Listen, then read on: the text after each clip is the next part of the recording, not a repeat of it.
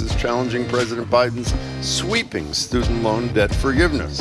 Kicking off our show, we want to hear your arguments, your thoughts on what this relief would mean for you and the more than 40 million eligible borrowers in this country, or why you oppose the whole thing.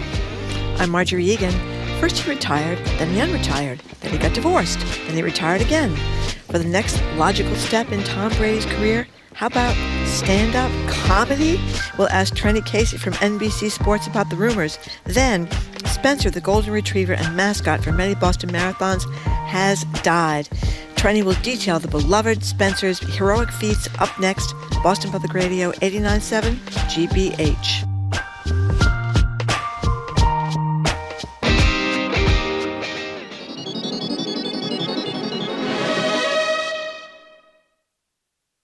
Live from NPR News in Washington, I'm Corva Coleman. A new House panel will meet tonight to open a review of the U.S. relationship with China. Although led by Republicans, there are some Democrats participating. Members want to explain to Americans why U.S. policy toward China is vital. Others want to concentrate on keeping jobs in the U.S. or work to prevent China from attacking Taiwan. Separately, a House panel will vote today on whether to pass a bill cracking down on Chinese-owned social media app TikTok.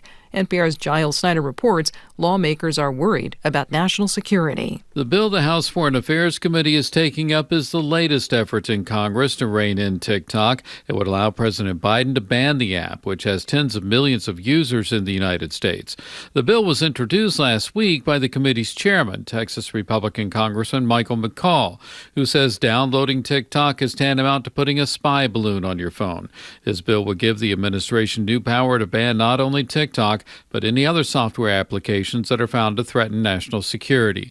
The American Civil Liberties Union is urging Congress not to ban the app, saying the free speech rights of millions of Americans would be violated.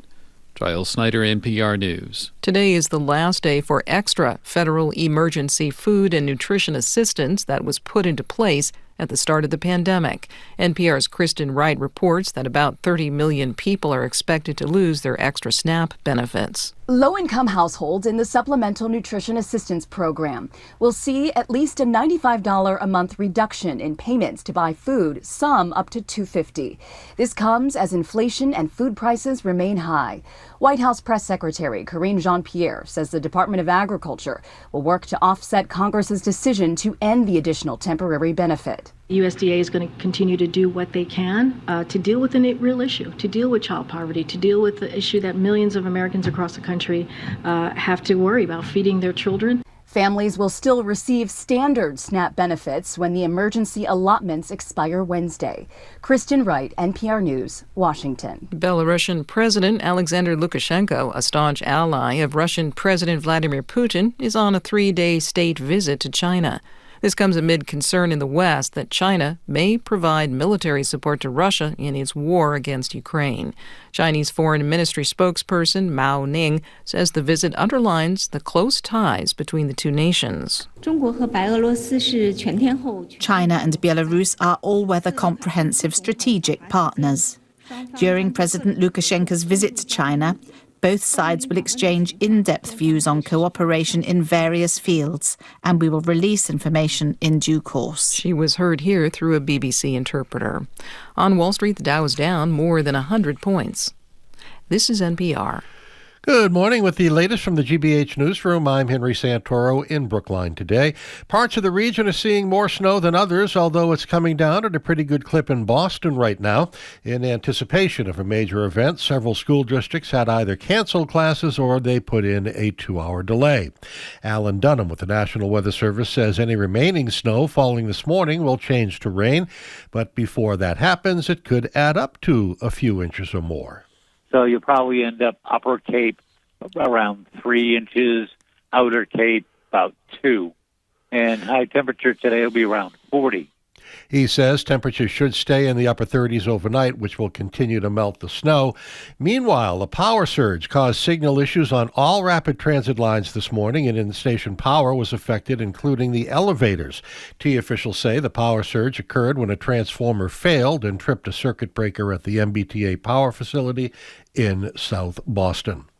Framingham Democrats are split when it comes to whether committee chair Michael Hugo should continue in his position after remarks he made about children with disabilities during a recent abortion debate. Hugo's comments shook and shocked the community and drew national and international headlines. At least one anti-abortion group has called for him to resign. The Democratic committee disavowed Hugo's comments during a meeting on Sunday, but a motion to consider removing him as chair failed after a debate. Hugo has publicly apologized for his remarks, and he says he's staying put. 35 degrees, snowing in Boston. I'm Henry Santoro, 89.7 GBH News. Support for NPR comes from NPR stations. Other contributors include the George Lucas Educational Foundation, creator of Edutopia. For 30 years, committed to advancing educational innovations and research that improves pre-K to 12 learning. More at edutopia.org.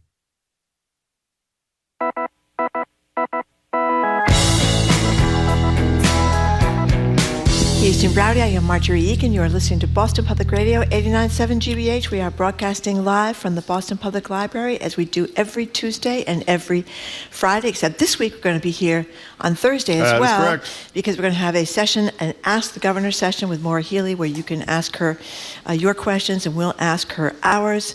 And we're also broadcasting, I should say, we're streaming online at youtube.com/GBH News, as well as on Facebook.com/GBH News. Typically, you left out the most important element, which is free small coffee, tea, or hot cocoa at the Newsfeed Cafe if you come by the show. That's right.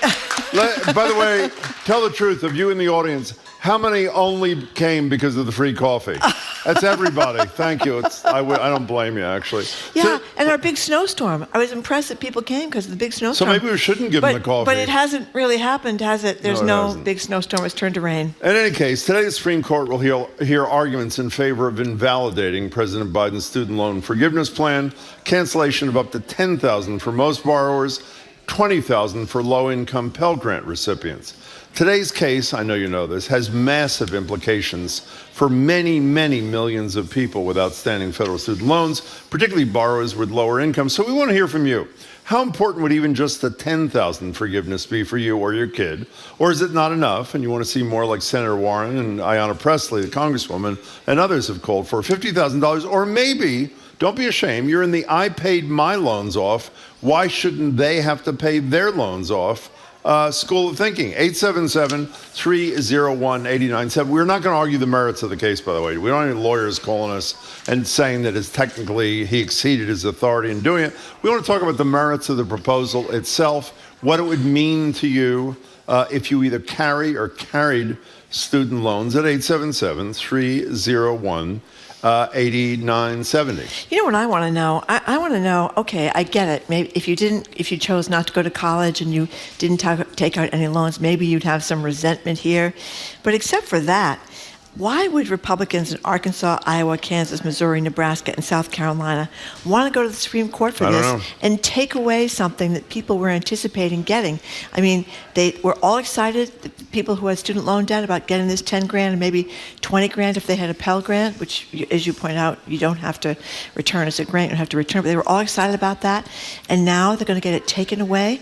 I mean, do kids in these states, or parents of these kids in these states, are they happy about this? Well, is this what they want their representatives to do? Well, I'm assuming they did surveys and saw that more people resented, as you call it, than supported. But let me just respond to your argument. Where you said, I can understand why people who didn't have a student loan. That is total BS. Okay, it's total BS. You send your kid to private school in Brookline, not you, a friend of yours. Don't pay property taxes because I'm not benefiting from the property taxes. There's a lot of people that don't think that they should pay property taxes for schools after their kids are out of the schools. Name a government program of any kind that you care about. The child tax credit. Why I chose not to have children, or my children are 27 years old. It is insane. It is a commonwealth kind of concept. Yeah. People who took out loans will benefit from these. and people who did something else Jim, will benefit from another program. I would argue that the Commonwealth sentiment has been on the decline in the Well, that's United a fine States point. for quite some time, and there's not as much of a Commonwealth sensibility, or we'd be doing a lot of things that we're not doing. Anyway, 877-301-8970 is the number you can call us at or text us at if you want to weigh in on the student loan debt.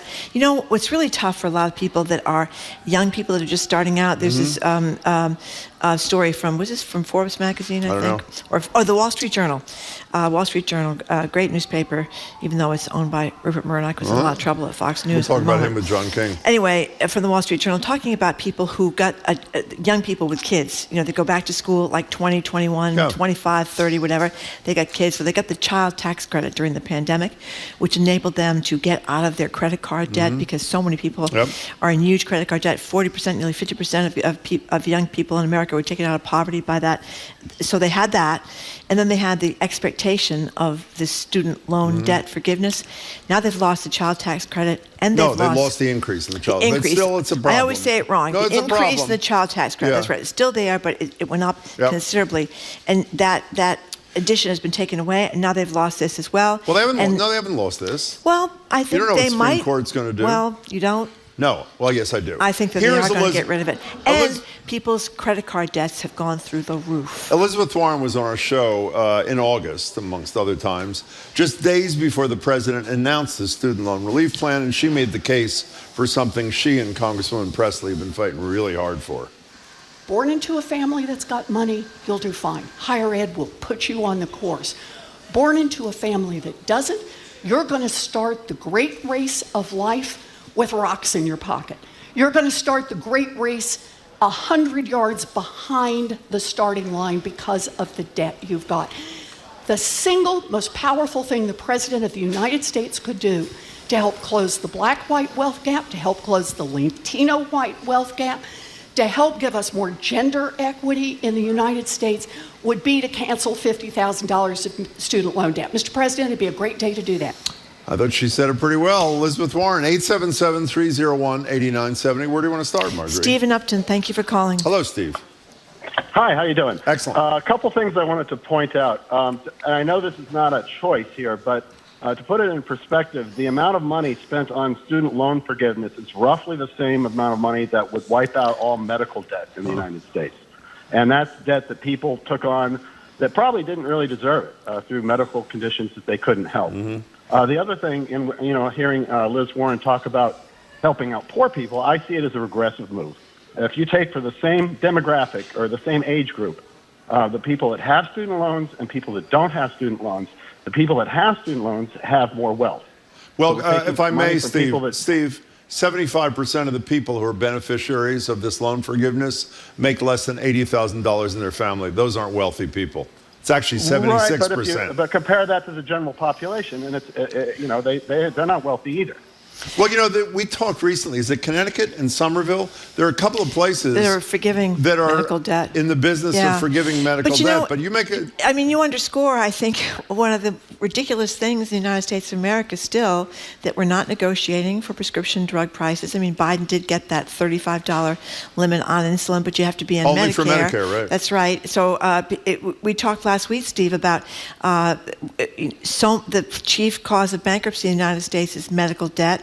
People can't afford to get their prescriptions. They're taking a little bit of insulin this day and a little bit of insulin the next day because they can't afford insulin. If they're not lucky enough to get these $35 thing, which hasn't even kicked in yet. I think it doesn't kick in for a couple more years. I think you're right. But in any case, I mean, it's just an argument for the broken healthcare system in the United States, which we don't seem to be doing anything about that either. You know what I mean? Well, of course, the debt forgiveness will help people. A lot of things. If we just give everybody money, it'll help people. But the question is, what is the best way to spend our tax money to help our society? And Steve, I don't think at this point that's the best way. We appreciate your point of view. Thank you for calling. Here's a texter. I'm 35. I qualify for the $20,000 forgiveness, which would almost completely eliminate my loans. I've already paid more than I borrowed, but interest has made me only pay half. I'd be able to buy a house, possibly go to grad school. This would be life-changing for me and many others my age. By the way, it is Connecticut. Governor Ned Lamont unveiled plans earlier in February. I'm reading from the Connecticut Mirror, whatever that is, to use $20 million in federal pandemic aid to potentially cancel billions in medical debt for people who live in Connecticut. Diane from Newton says the real issue with student loan debt is the lenders. It's worse than the mortgage industry debacle. Outrageous. Students should not be given huge loans with no avenue to possibly pay it back. Well, the only argument, I think this is what Diane is touching on. We discussed this with Senator Warren, too. The only argument against this, which is not enough for me to oppose it, is not only does it do nothing about the underlying problem, which is absolutely usurious fees and fines and tuition to go to college, one might argue actually encourages charging more, because the implication is somewhere down the line, President so-and-so in 4 years or 8 years is going to do what Joe Biden did, so jack up those fees. And I think everybody who supports this loan forgiveness, Warren, Presley, agree that the underlying problem has not been touched. Anne from Shrewsbury, thank you for calling. Hello, Anne. Hi, how are you? Excellent.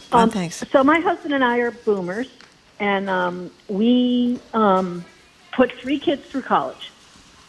And we have this discussion all the time with our friends, our boomer friends, and they're all upset because, we paid for it, other people should.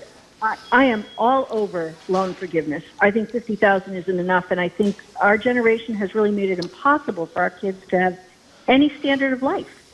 I mean, my kids they've had a very privileged life, but they can't buy houses on what they make. They can't do anything, and they don't have student loans. So how did you do in your discussion with your friend who's on the other side of the issue? Say that again. What did I do? How did you do in that? Yeah, go ahead. Oh, I convinced him. I actually convinced him. It's not a great analogy, but I'm like, let's go back to pre-unions. Do you want to work like they did before unions? I mean, change happened. Well, and good enough for me. Thanks. And the incredible thing is how these college expenses keep going up and up and up at these astronomical rates. I mean, when boomers were going to college, you could go to college for $10,000 a year, right? And you could get a summer waitressing job. And the days you didn't have to pay your tips, you could just kind of slide those tips into your pocket without any taxes. Do you know what my first year of law school at NYU cost? What? $2,750. $2,750, not $27,500. $2,700. That wasn't to live there. No, it was not to live there. Not to live there. That's right. Yeah, and I think we're talking $70,000 a year. $80,000 some places. $75,000 a year. $80,000 a year at some of these private schools. That's why it's so difficult to get into UMass now. Not only has UMass become a great school, but it's become extremely difficult to get into because of the financial difference between that and the private schools. Michael in New Hampshire, thank you for calling. Hey there. Hi. I've graduated in the 80s, went to a state school up here in New Hampshire, and over winter break I was actually able to earn tuition for the spring semester. Now, you play that with my daughter who's paying $74,000 a year at Tufts. You're just not possible to send them to the planet. Yeah.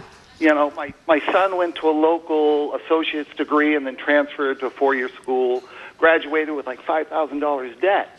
And then I got another daughter who, she went to Harvard, and now she's in med school. She's going to, get her degree, and she's going to be $250,000 plus in debt. It's just so much money. It's not like it's real money to these people, and something's got to be done. I think that it's somewhere in the middle. You got to get these costs under control, and you've got to figure out how to help these folks that are getting out and just so saddled. Who's going to want to choose these careers? At least, Michael, if you are going to be a physician, you're probably not going to, you're not going to be a venture private equity person, but you're going to make a decent salary. Because my oldest kid came out of graduate school drowning in debt, but she was able to get a good job. But it's almost like, we were talking about this before, Jim, law school, business school, medical school. Those are graduate programs that you're probably going to get a really decent job. Well, because it's almost vocational training, actually. But I mean, teachers that have to go, who aren't making big money, they got to go and get a master's degree in teaching. Social workers have to get a master's degree in social work. How the heck are they supposed to do it if they come out of social work school making, $50,000 a year or something? It's just, you're right, it's just insane. In the 80s, I'm a teacher, and my 23-year-old daughter is going to be making $40,000 more on her first job than I make right now. Michael, Right now. well, it's good and bad terrible. news, I guess. Michael, That's why you should thanks for move the to call. Massachusetts, Michael. You might do better here in Massachusetts. You know what I just thought of, which I'm assuming Look at is these prices. moronic in light of the fact that it's so obvious. Uh-huh. Why doesn't the federal government condition federal assistance to any university on them keeping tuition below a certain level or tuition increases below a certain level? There must be a lot of university and college lobbyists, Jim. That's all I can think of. I assume Look that's at these prices. Amherst College. Now, Amherst College is one of the best colleges in the country. I think Amherst and Wesleyan, and Williams compete every year for the top slot for colleges. Anyway, $76,800 per school year.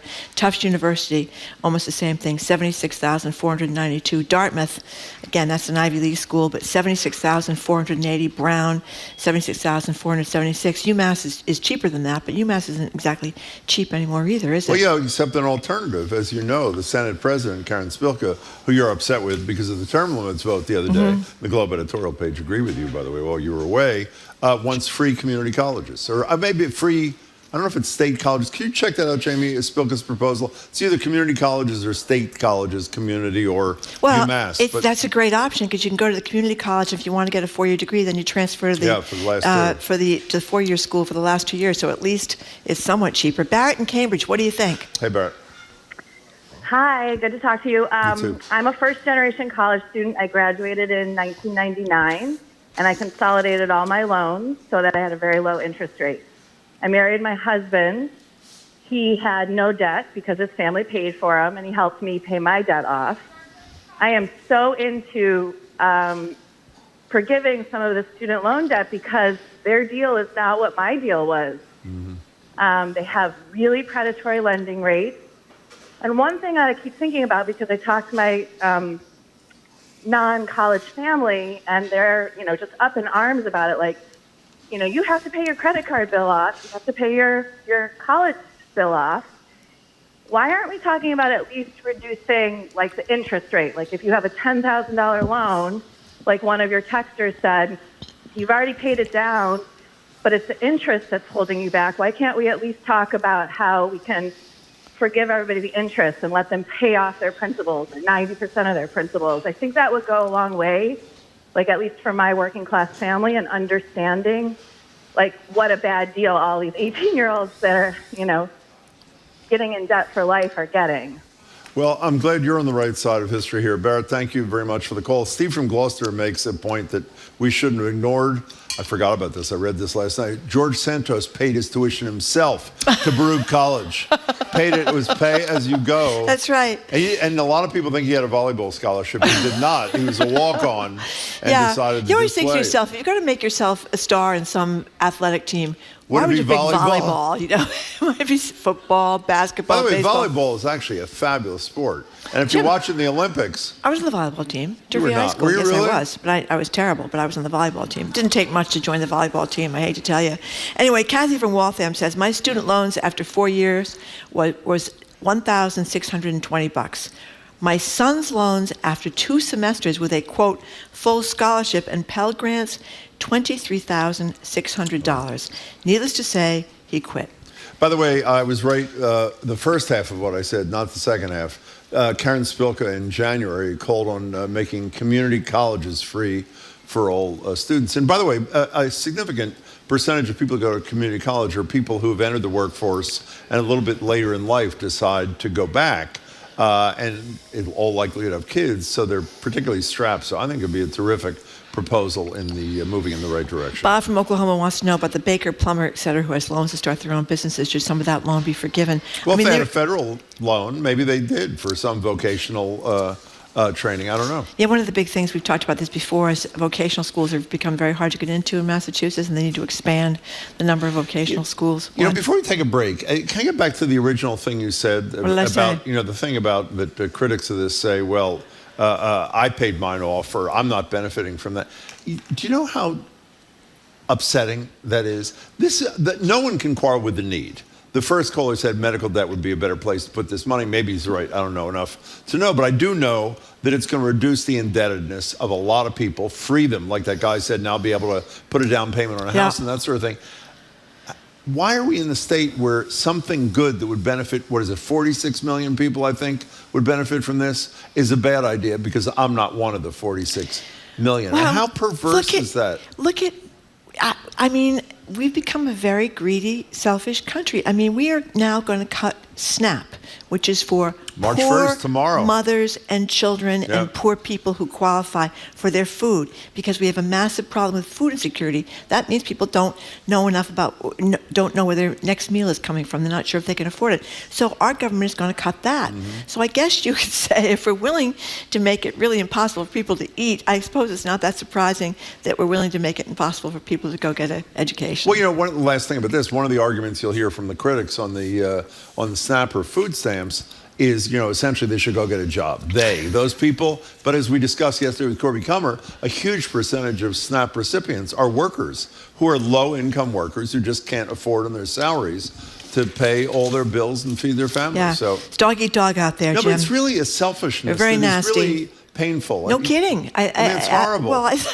And this has just occurred to you? It did. It just occurred to me just Okay. now. We're going to take more of your calls and texts. It on actually student occurred loans. to me like 7:45 this morning, but today was the first day, and now I can't get over it. Okay. Sorry. 877-301-8970 is the number at which you can call us or text us. You're listening to Boston Public Radio. We're broadcasting live from the Boston Public Library, where we have free small coffee, tea, and hot cocoa at the Newsfeed Cafe for everybody who shows up. If you're not here, though, you can watch us on youtube.com.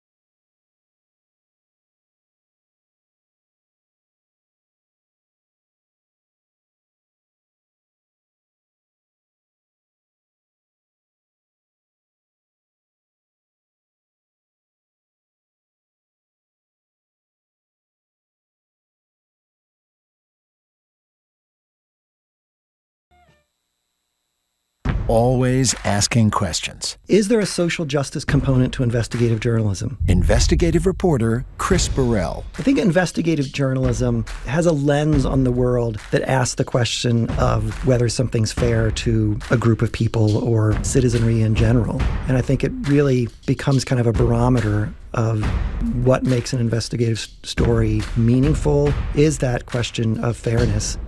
The GBH News Center for Investigative Reporting.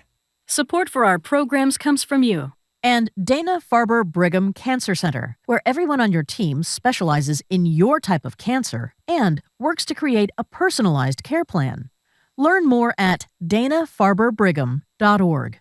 And Tools of the Mind, the research and play-based curriculum offers pre-K and K teachers tools designed to help ensure children develop cognitive, social, emotional, and self-regulation skills. toolsofthemind.org.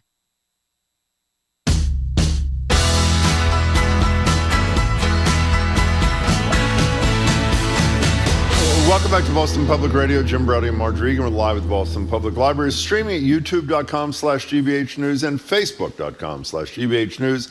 And as Marjorie said, because we thought the weather was going to be far worse than it, it's almost gone. The rain, there's like no snow. In any case, I know. We were kind enough to say that if you did join us on a horrible weather day like this is not, you could get a coffee, tea, or hot chocolate on us, and that's still the deal at the Great Newsfeed Cafe. If you just tune in, we're talking about Joe Biden's student loan relief plan. $10,000 for everybody who's eligible, had a federal loan, $20,000 if you had a Pell Grant as well. It faces a challenge in the Supreme Court. It's going to be argued today, and obviously implications for 40+ million people. 877-301-8970. And not to go back to the previous administration, but we can't afford SNAP grants for food. We can't afford loan forgiveness, but we could afford to give a massive tax cut $1 trillion to people that were millionaires and billionaires. They got to feed their kids too, They have to Marjorie. feed their kids too. A couple of good texts here. This is from Beverly, from Barbara in Beverly. Loan forgiveness needs to go to those with sorely needed but low-paying careers in human services. I couldn't agree with her more.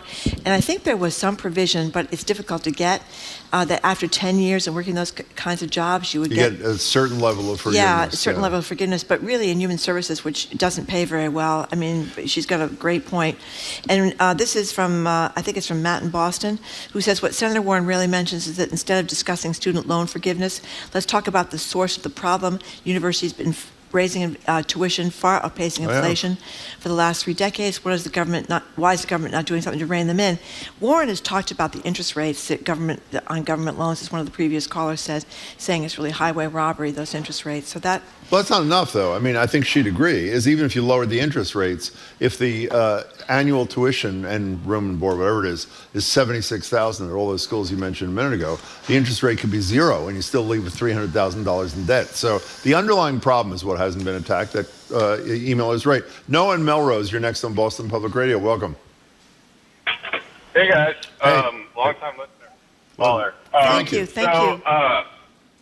I'm very much for 100% forgiveness, but I think only in specific circumstances. What are they? So I think if you devote yourself to a number of years of public service, whether it's doctor, nurse, teacher, cop, firefighter, something in that field, I think you should be 100% eligible for 100% loan forgiveness.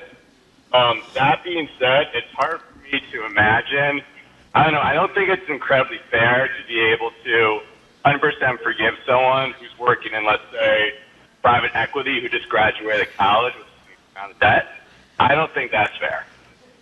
Well, there is an income cap, which we have failed to mention. It's $125,000 for an individual, $250,000 for a family in this country. So there's some consideration. You know, let me tell you what my response to what you said. I love the idea of encouraging, incenting. Is that a word, to incenting? Yes. Incenting someone to go into a particular career. However, that would only work if the loan forgiveness was 5 or 10 years from now. Here's the deal, everybody. If you go into the lines of work that Noah from Melrose mentions, in 5 years, you're going to get your loans forgiven.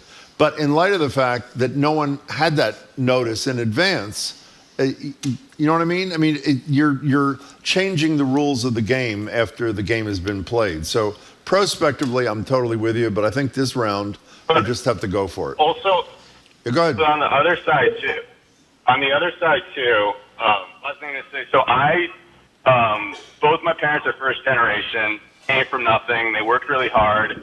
I don't have any debt. I also got my master's on a scholarship, so I have no debt. I don't think it's incredibly fair to them who saved their entire lives.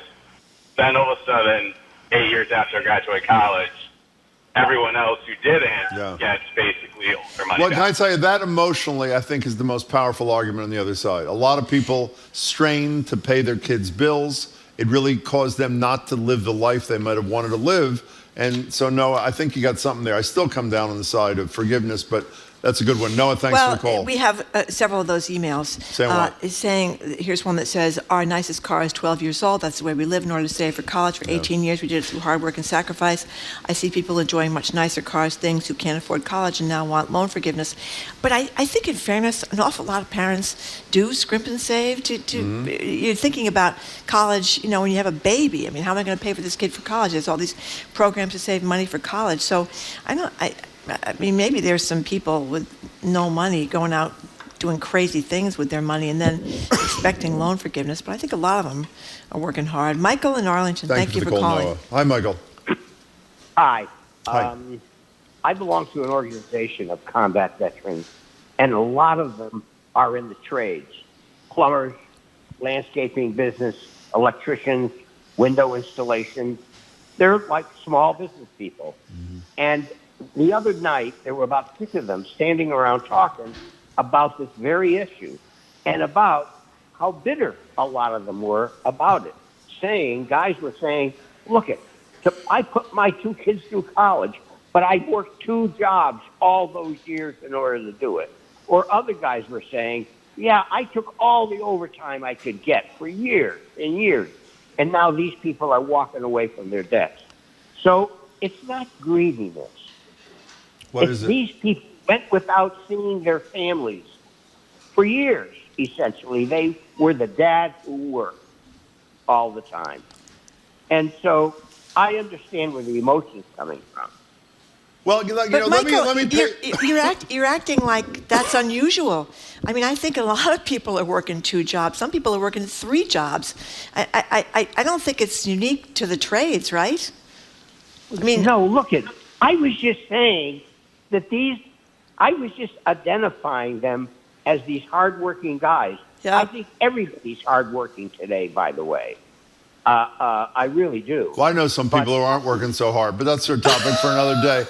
Michael, let me throw another example in your direction where another group of people could be having the same conversation.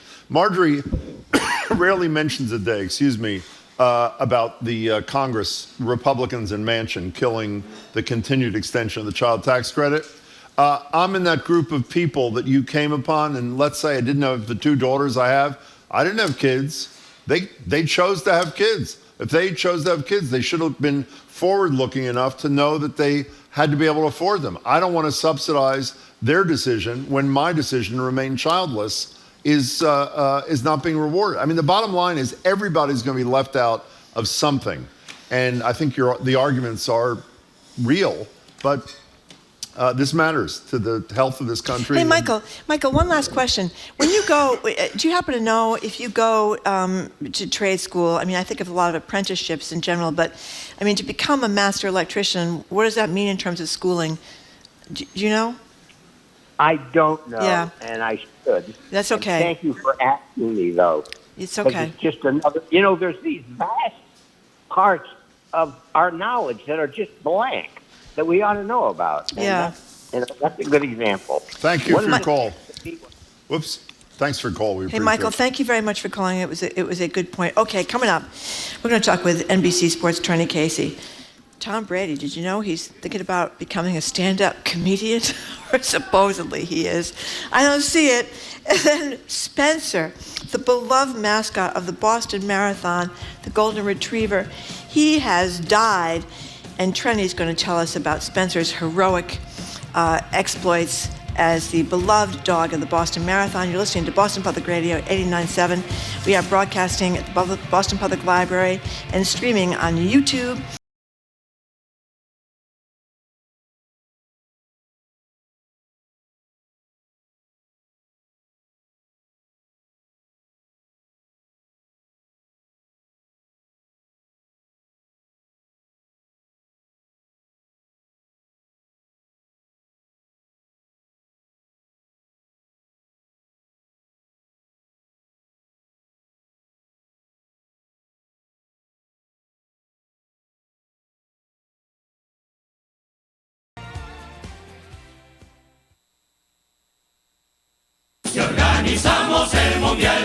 Next time on The World, Carnival in Uruguay. The celebration has gone on now for weeks with theatrical performances across the country. Groups perform in elaborate costumes and makeup. Their one-act musicals are satirical, funny, and intensely political. We catch up with actors and singers in the nation's capital, Montevideo. Uruguay's Carnival on The World. This afternoon at 3, here on GBH News 89.7.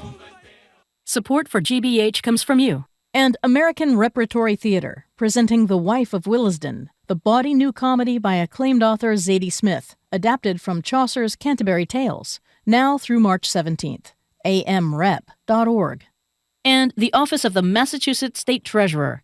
The Unclaimed Property Division is holding unclaimed funds for the citizens and businesses of the Commonwealth. You can see if you have unclaimed money at findmassmoney.com.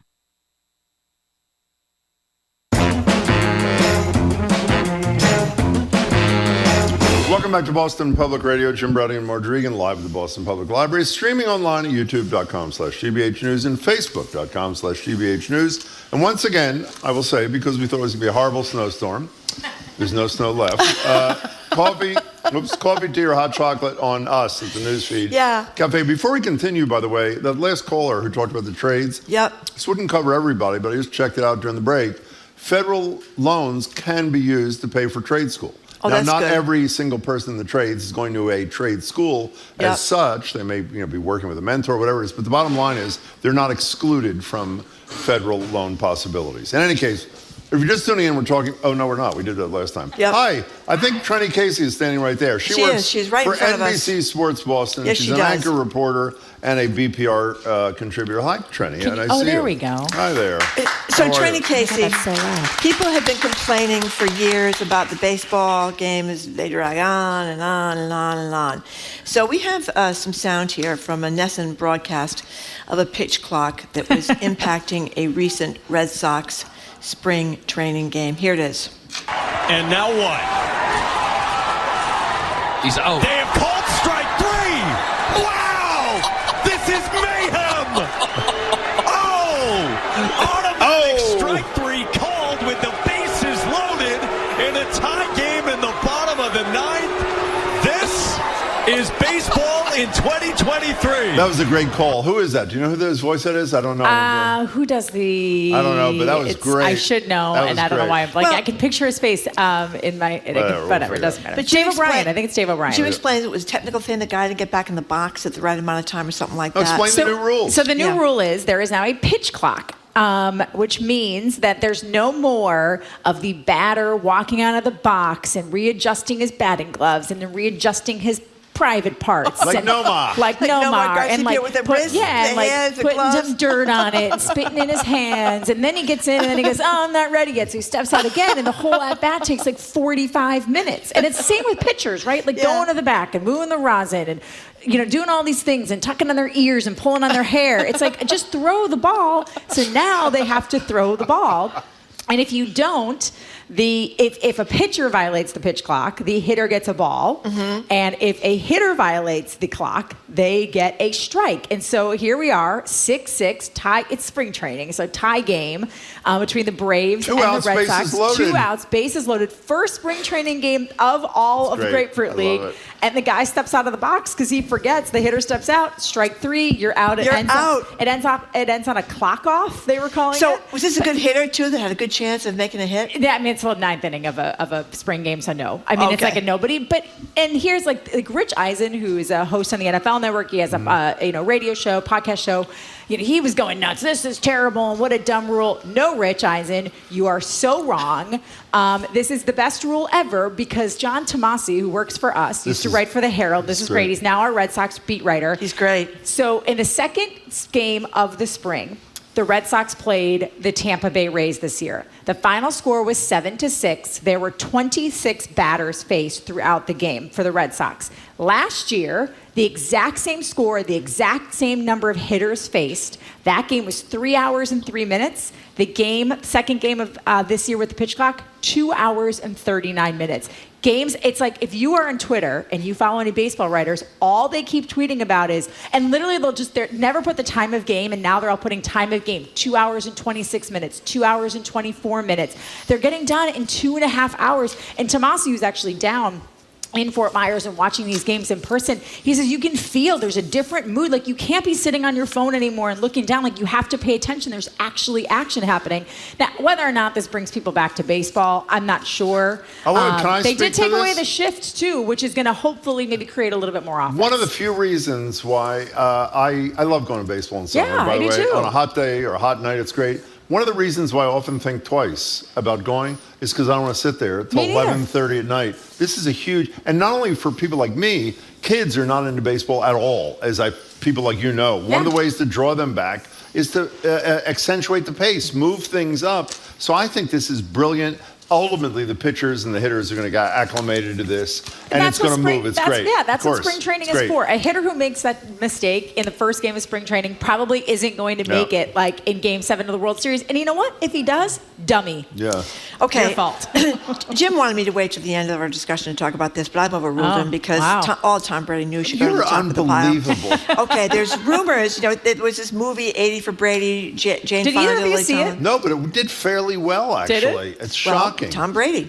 And Jane Fonda's not bad. Nor is Lily Tomlin. Nor is Sally Field. No, she's not. But I suspect Rita Moreno. Anyway, he supposedly they thought he had some good comedic chops there. He apparently does a great you mean he could deliver a line of, I guess, Rob Gronkowski, the great what is he, tight end? I think. Tight end, yeah. Yep. Anyway, here is some sound. Now we're going to play some sound. This is when Tom Brady was talking about. Oh, he was down at the White House. This is actually funny. This is funny. Yeah. He was down at the White House, I guess reaffirming that he wasn't a Trumpster and he was more in Biden's camp. And here he is talking about election denial when the Tampa Buccaneers went to visit the White House in 2021. Not a lot of people, think that we could have won. And in fact, I think about 40% of the people still don't think we won. I understand that. You understand that, Mr. President? I understand that. We had a game in Chicago where I forgot what down it was. I lost track of one down in 21 years of playing. and they started calling me Sleepy Tom. Why would they do that to me? They weren't delivered brilliantly, but whoever wrote them were pretty. But I'm not clever. sure. I'm not sure it's going to transfer to the stand-up stage, no matter how handsome he is. So the story Marjorie is referring to, I hadn't even seen. Great find, whoever found it on this staff today. Radar Marjorie's Online. been up all night looking, searching Radar Brady. Online is reporting. Jamie found it. Radar Online is reporting that the reason Tom Brady is not taking the Fox deal this year for season 2023 football season, which by the way is $375 million. 10 years, $375 million. It's like $38 million a year for him to be on Fox, to be a broadcaster. Yep. Is because he wants to attempt a stand-up routine. No. He wants to attempt to be a stand-up comedian. But apparently, according to Radar Online, sources close to Tom Brady are like trying to talk him out of it because they're like, you're not funny. Like, you're not good at this. It's going to be terrible. It's going to be a huge swing and miss. You're going to fall on your face and you're going to look ridiculous. But apparently, it is interesting that the whole reason... This was deep in the article, but it kind of suggested that the reason he even took the Fox job at all was to try and win Giselle back. Yes. That it was like, see, look it, I'm going to quit. I'm going to be done with football. I'm planning for my future. And I don't know now that he's like, maybe he'll never take that job. I don't know. Is off with 34-year-old Oh, yes, she is. Joaquin Valenti. Hubba. I think it's her jiu-jitsu instructor. Her jiu-jitsu instructor. To which I say, can't single go ladies, wrong take jiu-jitsu. Absolutely. Well, it would be nice. I would love to see them. I don't know why I'm so involved in the Brady Giselle. Exactly my question. I want them to get back together. I want Ben Affleck. I don't like Jennifer Lopez as well for his wife. I want him to get back for who was the first one who was married to had all the kids with? Moynihan, Bridget Moynihan. No, not Bridget Moynihan. That was Tom Brady. Stormy Daniels. No, that's right. Jennifer something or other. She was adorable. Yes, she's super cute. She's got the typical Ben Affleck's wife. Are you not embarrassed for yourself? I mean, really. I probably should be, I mean, but this I'm is not. unbelievable. I had to be true to myself, Jim. This is like my smartest. I was up all night. My reading. smartest friends who are like lawyers and doctors. Jennifer Garner. It's like she's like the mayor of a small town, and they're all obsessed with like the Real Housewives and stuff. And I'm like, how can you watch just pure idiocy playing out? Like, doesn't it frustrate you that people are that dumb? And they're like, no, it makes you feel better. Speaking of that dumb, since Marjorie took that out of order, did you hear stories about this mile swim in 39-degree water? And I mean, in describe South what Boston, these women did. right here. They did it. 3 women. This is amazing. They Marjorie really found killed this. themselves. I can't even believe I didn't see this story in the Globe. These are like right up my alley. So there were 3 women. There's only 500 people now in the world who have done a mile-long, it's called an ice swim. And there's actually an ice swimming federation. And they have parameters in place, right? So that obviously for safety measures, but also you can't just jump in and swim a couple of laps and call yourself an ice swimmer. Then you're just a polar plunger. You have to actually swim one mile in water that is 41 degrees or colder. So these 3 women, and of varying ages, they were what? I think one was 45, one was 19. And I don't know how the third one was. And I think the other one was like in her 30s. They were all young. Women. Yep. And they've all done other things. Like the 17-year-old has already, they've all swum the English Channel. Yeah, they're big-time swimmers, and they've done the Pleasure Bay. I don't know where. That's where it is. So Pleasure Bay apparently, I think, is in South Boston. So they roped off not a mile course. They roped off I think they had to do loops for safety's sake. So they had people in kayaks. They had ambulances there. But what was amazing to me is so you can't wear a wetsuit. You can only wear a bathing suit and a swim cap. So that you can't have anything on you to keep you warm. And these women, they're describing. It was actually a wonderful story. The visuals are really beautiful on BostonGlobe.com.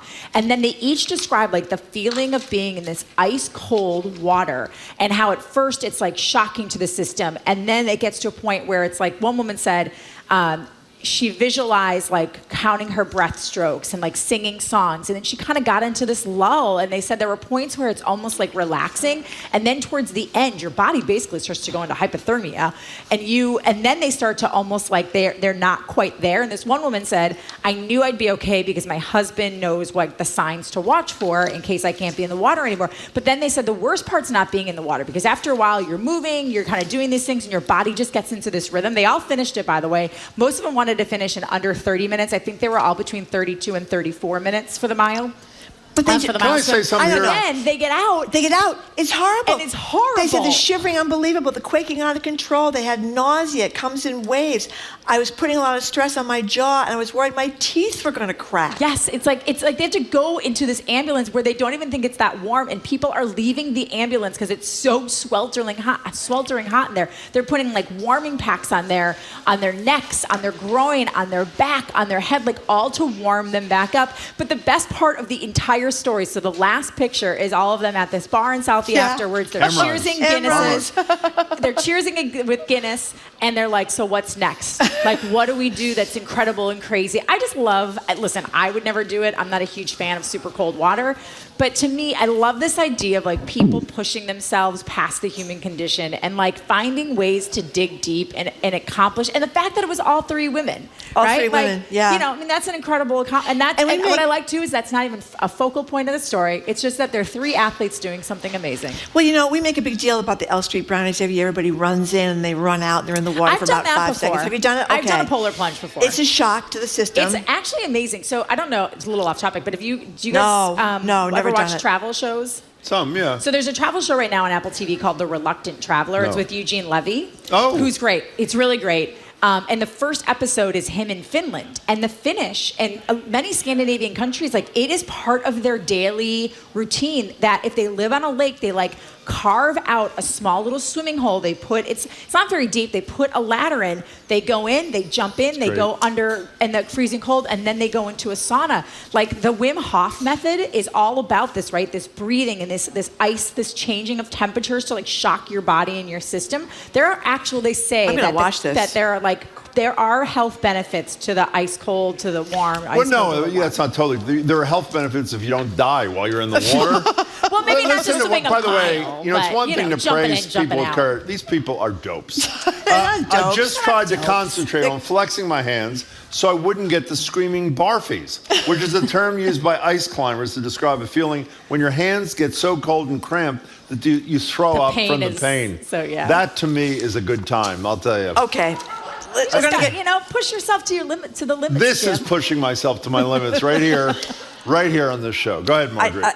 This is the best story, saddest story, but it's not best the fur story of the It's day. not the fur rendezvous. Well, we could do the fur rendezvous. You want to do that first? We have to leave in Spencer the dog. Oh, let's do Spencer, and let's end on a happy note because Spencer makes me cry. All right, Spencer, a golden retriever who has been the kind of Boston Marathon mascot dog for years, he died, which is bad enough. And then the family's second dog died a week later. 8 days later, yeah. So tell us why Spencer was beloved along the marathon route. So he was this dog that was about mile 2 in Ashland. And actually, when I ran the race back in October of 21, I really wanted to get a picture with Spencer the dog because I wasn't running it for any specific time. I was just doing it to do it.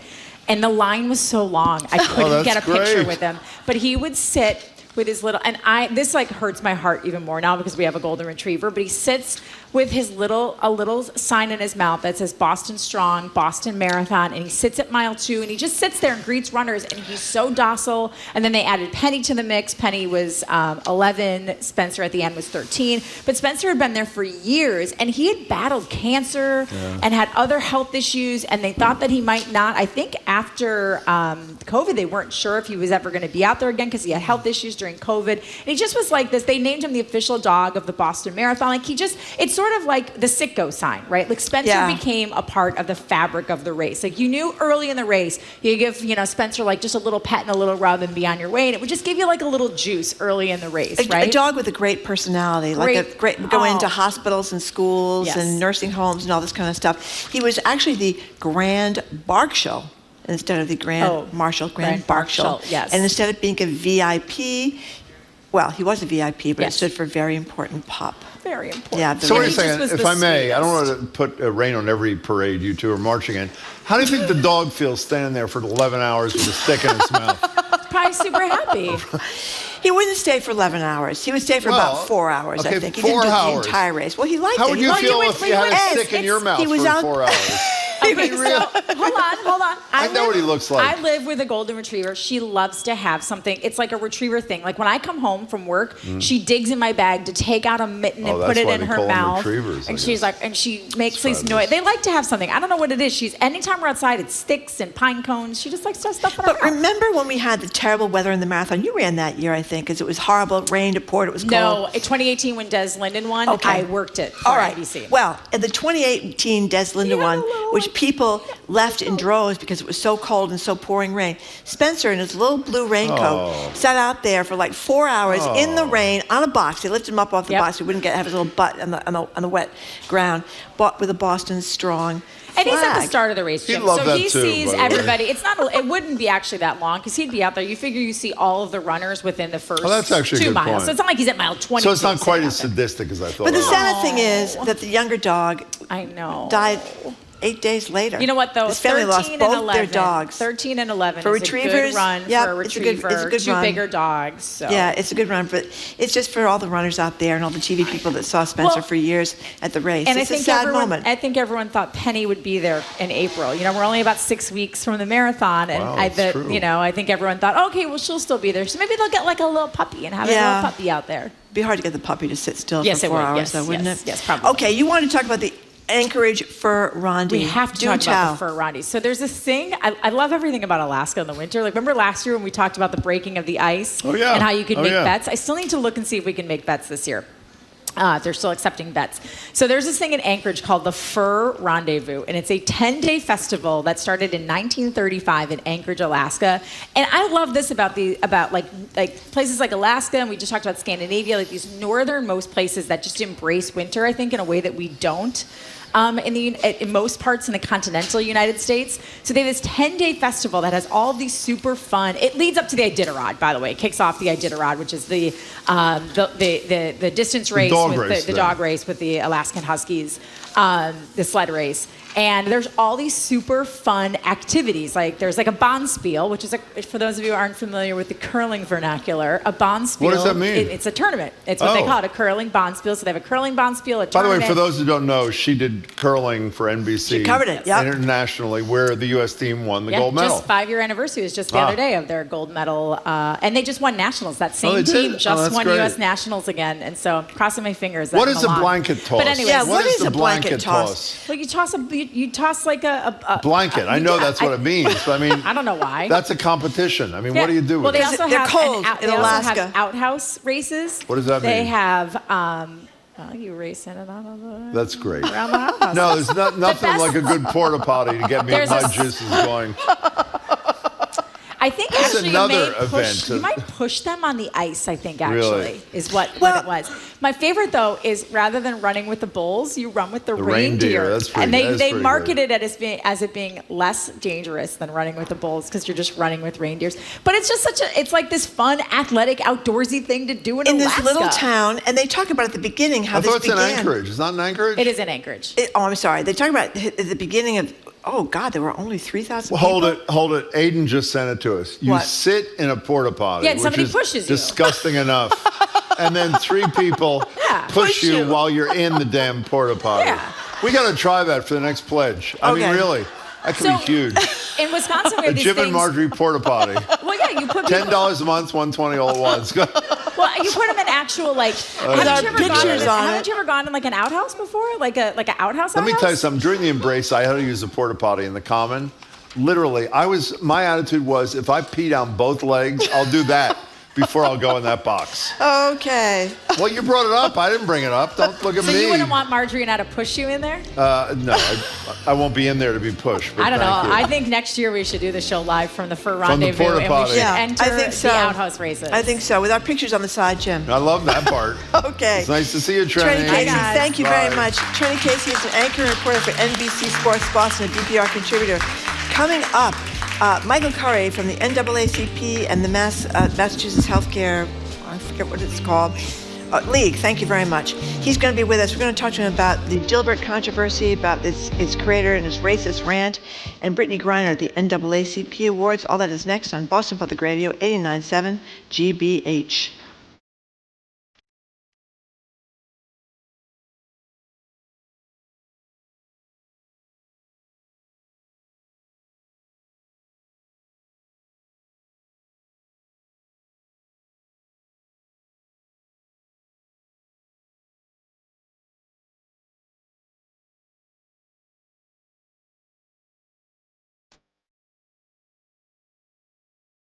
You're listening to Boston Public Radio with Jim Browdy and Marjorie Egan. Just ahead, more smart conversation about what's going on in our community. That's right after an NPR news break, here on GBH News 89.7.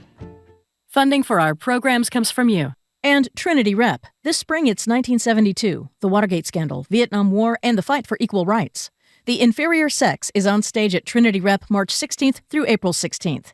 Tickets at trinityrep.com. Every story has its twists and turns, so let the PBS NewsHour set the record straight. Get the facts you need from America's most trusted news source. Don't miss the PBS NewsHour, weeknights at 6 on GBH2.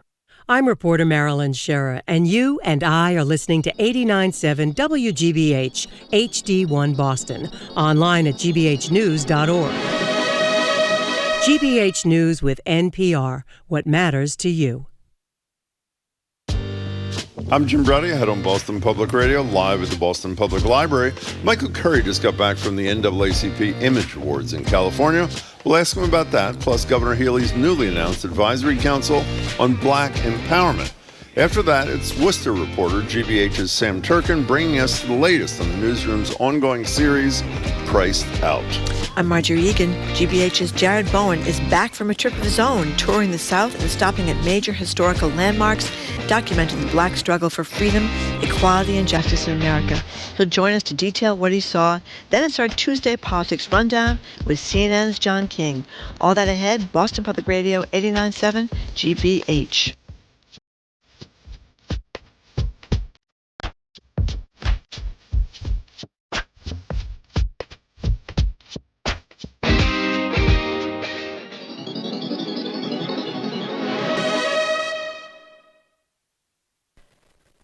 Live from NPR News, I'm Lakshmi Singh. The U.S. Supreme Court is weighing the legality of the Biden administration's debt relief plan. The outcome stands to affect about 40 million people paying back their federal student loans. One suit was filed by 2 students eligible for part or none of the loan forgiveness. Another involves 6 Republican-dominated states seeking to permanently block the administration's program.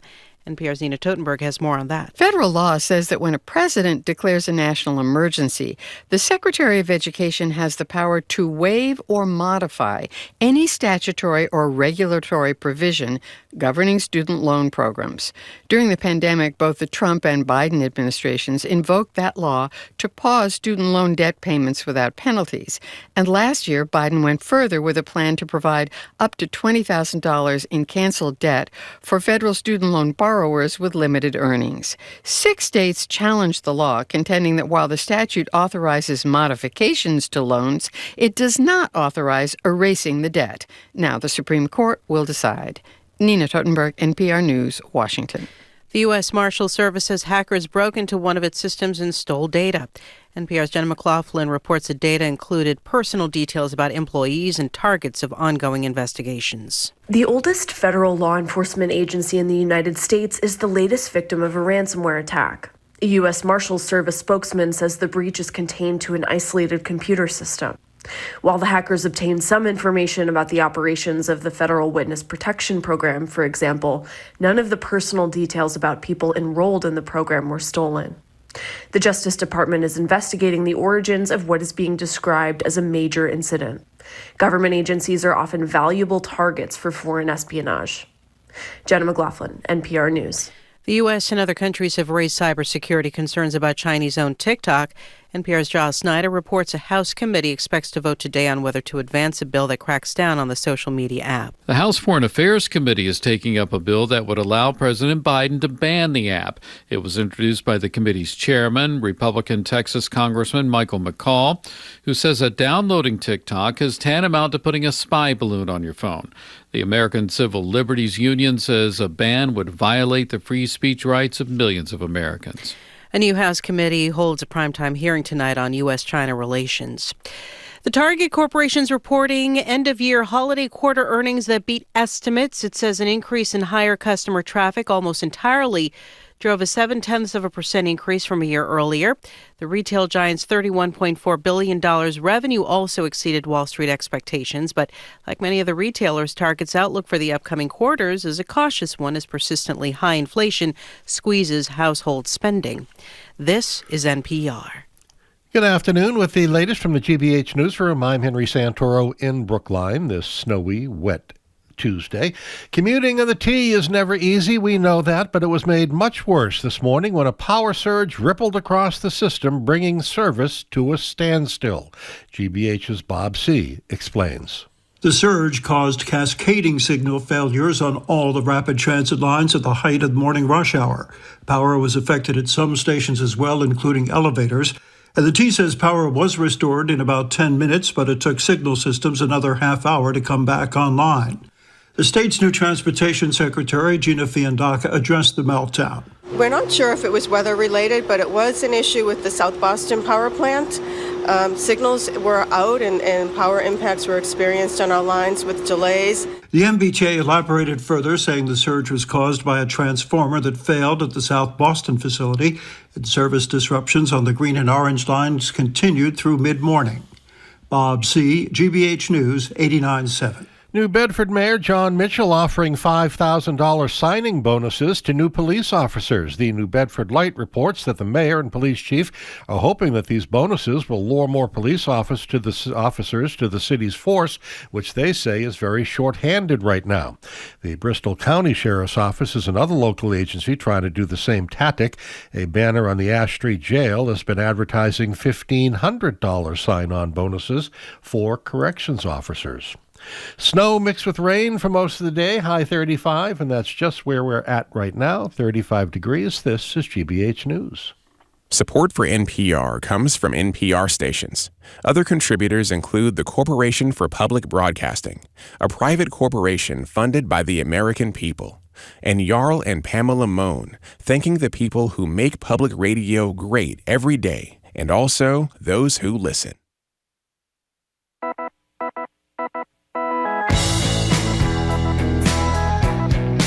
He is Jim Browdy. I am Marjorie Eakin. Welcome to hour number 2 of Boston Public Radio, 89.7 GBH. We are broadcasting live at the Boston Public Library, as we do on Tuesdays and Fridays. This week it's Thursday as well, because Governor Maura Healey is going to be here for an Ask the Governor. You can ask her your questions. We'll ask her ours.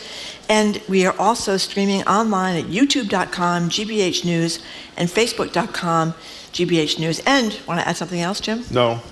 You don't want to talk about the small coffee, tea, hot coffee? Oh, small coffee, tea, hot coffee. Or cocoa. Cocoa, the Newsfeed Cafe. That's the only reason these people are here, let's face it. We all know that. We thought there was going to be a big blizzard today, but apparently there isn't. So, but anyway, we still got the small coffee. By the way, if you got a free coffee or something, unfortunately, because the snow is melted, you got to pay them back. So you just go up, throw them $2, everything will be. By the way, one little update. I was just watching CNN during the break with John King. He'll be with us in an hour and 13 minutes.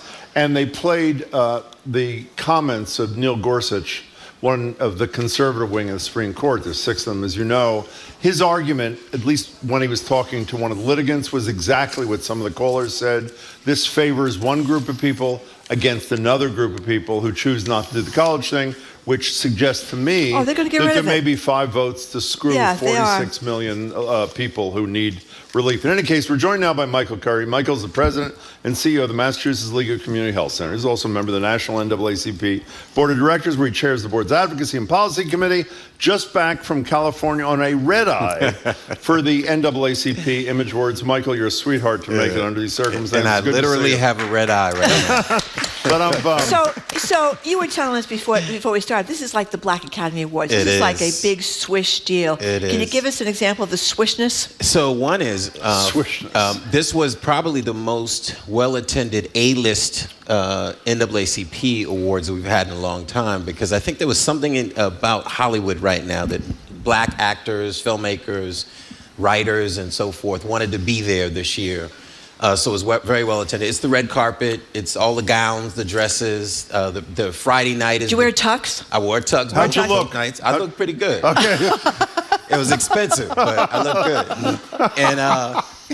And you know, it was excellent evening. It's really an opportunity on Friday to get up and walk up and talk to actors and actresses and stars. So I got to talk to Method Man. For those who love hip hop, MATHOD Man.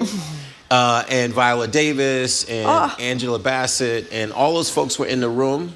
And it's a great opportunity to just say, hey, hi, hey, how are you doing? I love your work. I love your performances. And then that next night is the live show, and it's all the pomp and circumstance of a live show.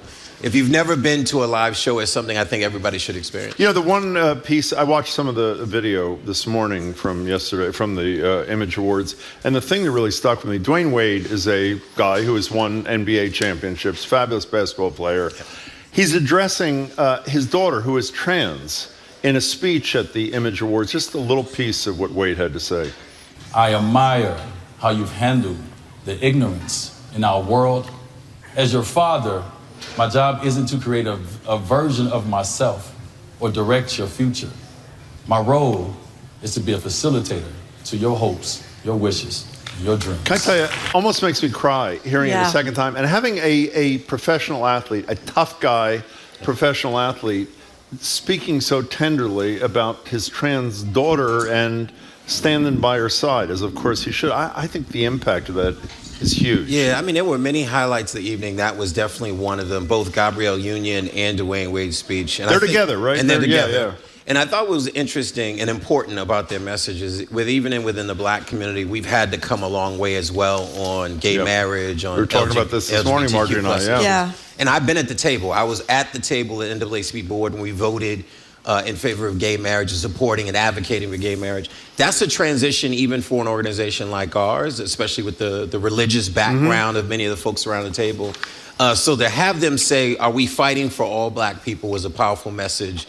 And the NAACP honored them in part because of their advocacy in these spaces. It's terrific. We're talking to Michael Curry from the National NAACP and League of Community Health Centers. So the other day, Maura Healey created and appointed members of an advisory council on black empowerment. And as I said to Marjorie this morning, she said to me, probably the first committee in Massachusetts history that you're not on. So what's that about? Let's start with that. Tanisha Sullivan, who is one of your successors as president of the Boston branch of the NAACP. What do you think of the move, and why aren't you on it? Well, one, I'm going to say thank you to the governor for inviting me to be on it. Oh, really? And I was one of those that was asked, and I'm honored that she considered me to be on it. I am doing too much and asked to do too many things, but I'm just thankful that there's some phenomenal leaders. Tony Richardson is a good friend of mine. He's co-chairing it. Sheena Collier, who is doing amazing things around Boston While Black and the city of Boston.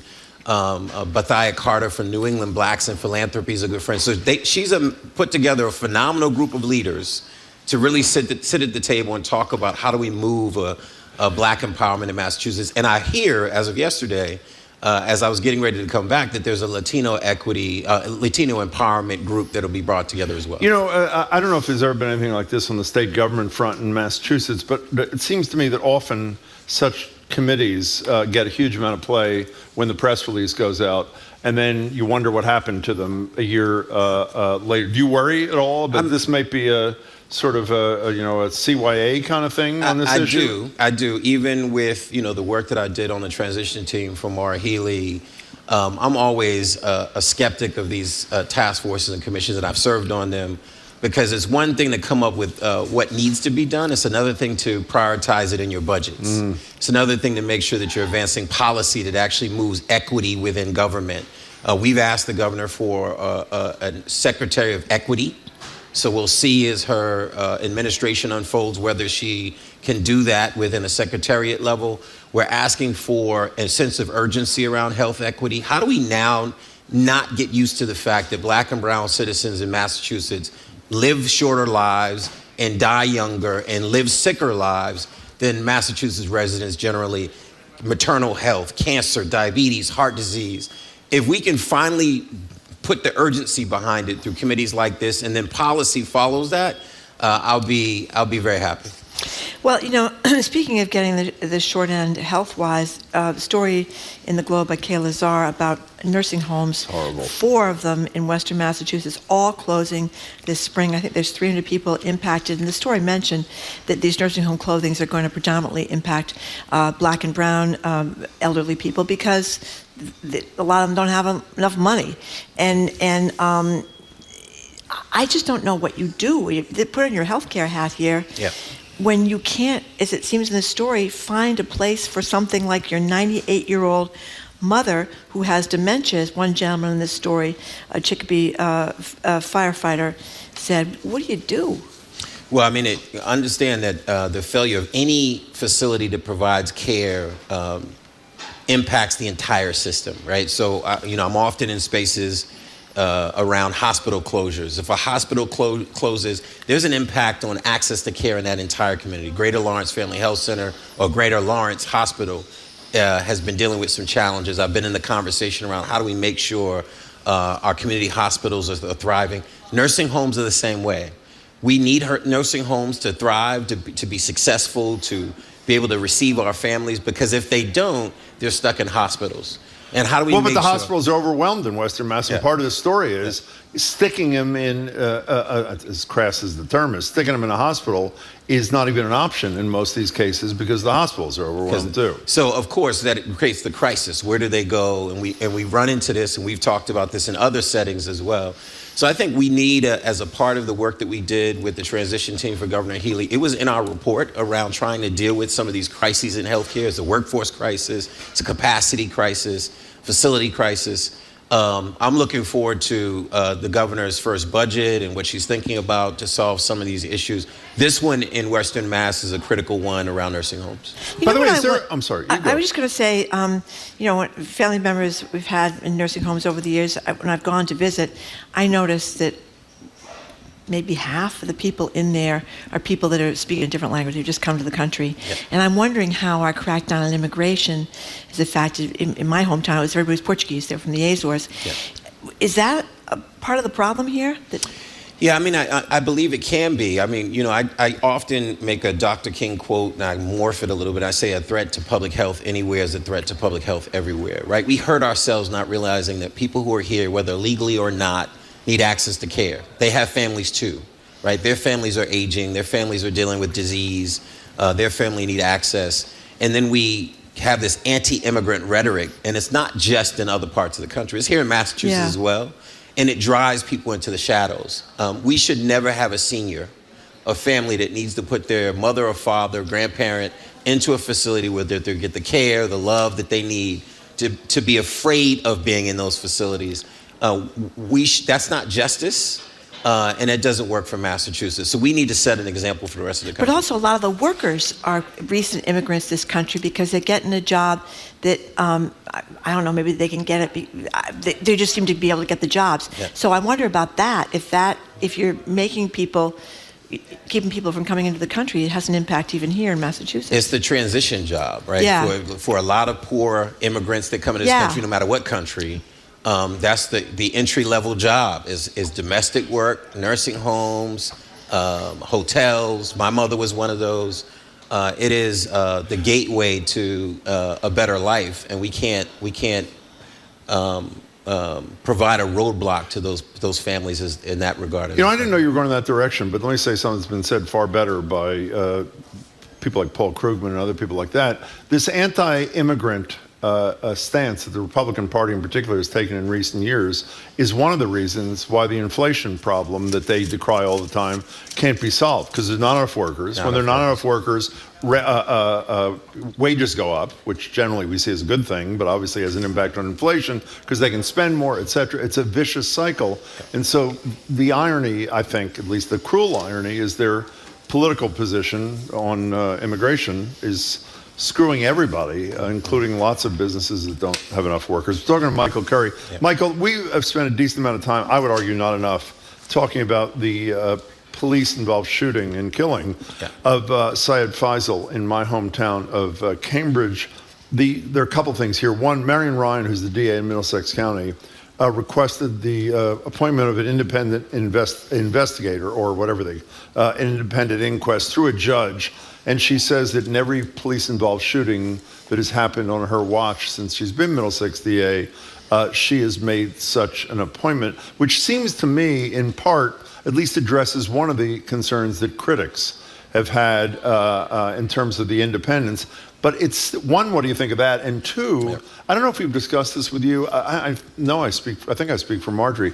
We don't understand still why the identity of the shooter in this case has not been made public. We know what the police commissioner has said in Cambridge, basically arguing that unless we conclude there was wrongdoing, we're not going to disclose the name. I don't buy that at all. So give us your 2 cents on both things, the independent investigation and the failure to disclose the identity of the shooter. Yeah, so one is, it's so funny. You think about Cambridge as being ahead of the rest of the country in so many ways, but in this case, they're behind the country. No body cameras No either. body cameras was my number one point I was going to make.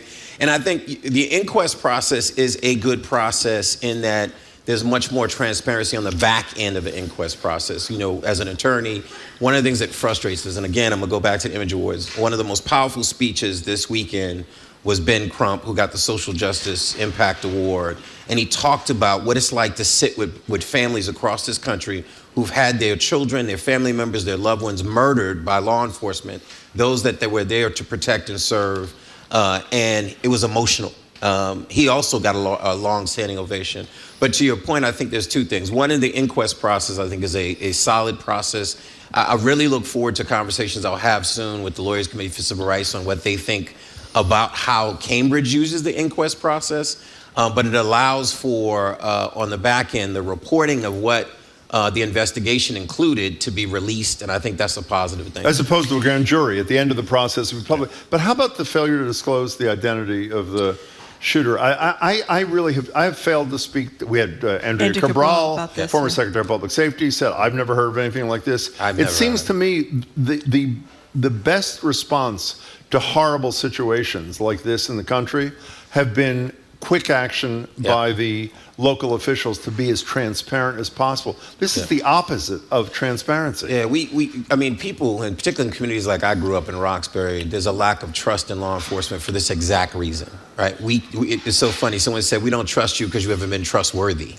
So the reality is, whether it's DAs who don't investigate our murders and don't work cooperatively with communities, whether it's these processes in law where people go behind dark corners and in back rooms and make decisions about who to prosecute, who to not prosecute.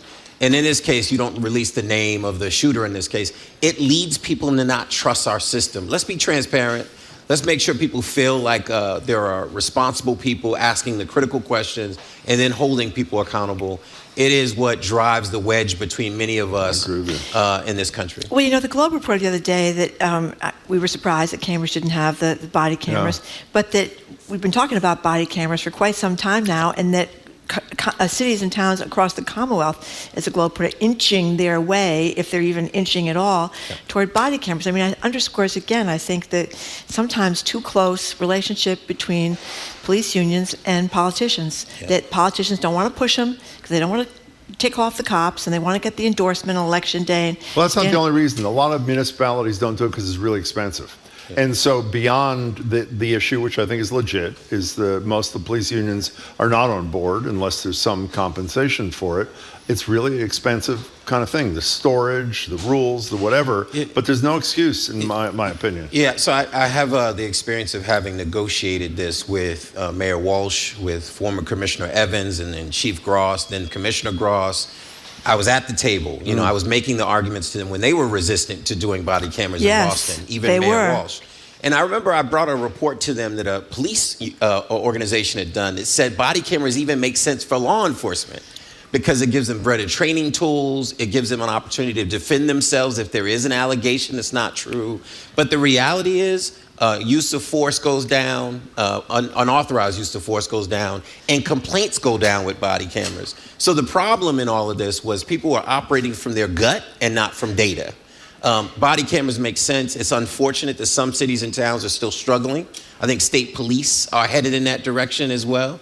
It's overdue. I don't trust you to tell me what happened on the scene. I don't think most of us, well, I certainly don't anymore. I haven't for quite some time. But the other thing is, too, they don't talk about the fact that when the cops do some horrible thing and the family sues, then they're paying millions of dollars to the family to make up for that. We paid millions and millions of dollars in Boston to family members. And to your point about cost, right, I say pay now or pay greater later, right? So instead of paying in the back end with a civil suit, pay up front and do the kind of, and there are savings. We have now cloud storage. So the old days of having these film footage of body cameras is gone. All of that stuff can be in the cloud and be pulled down when you need it. So there are solutions to some of these issues that they bring up.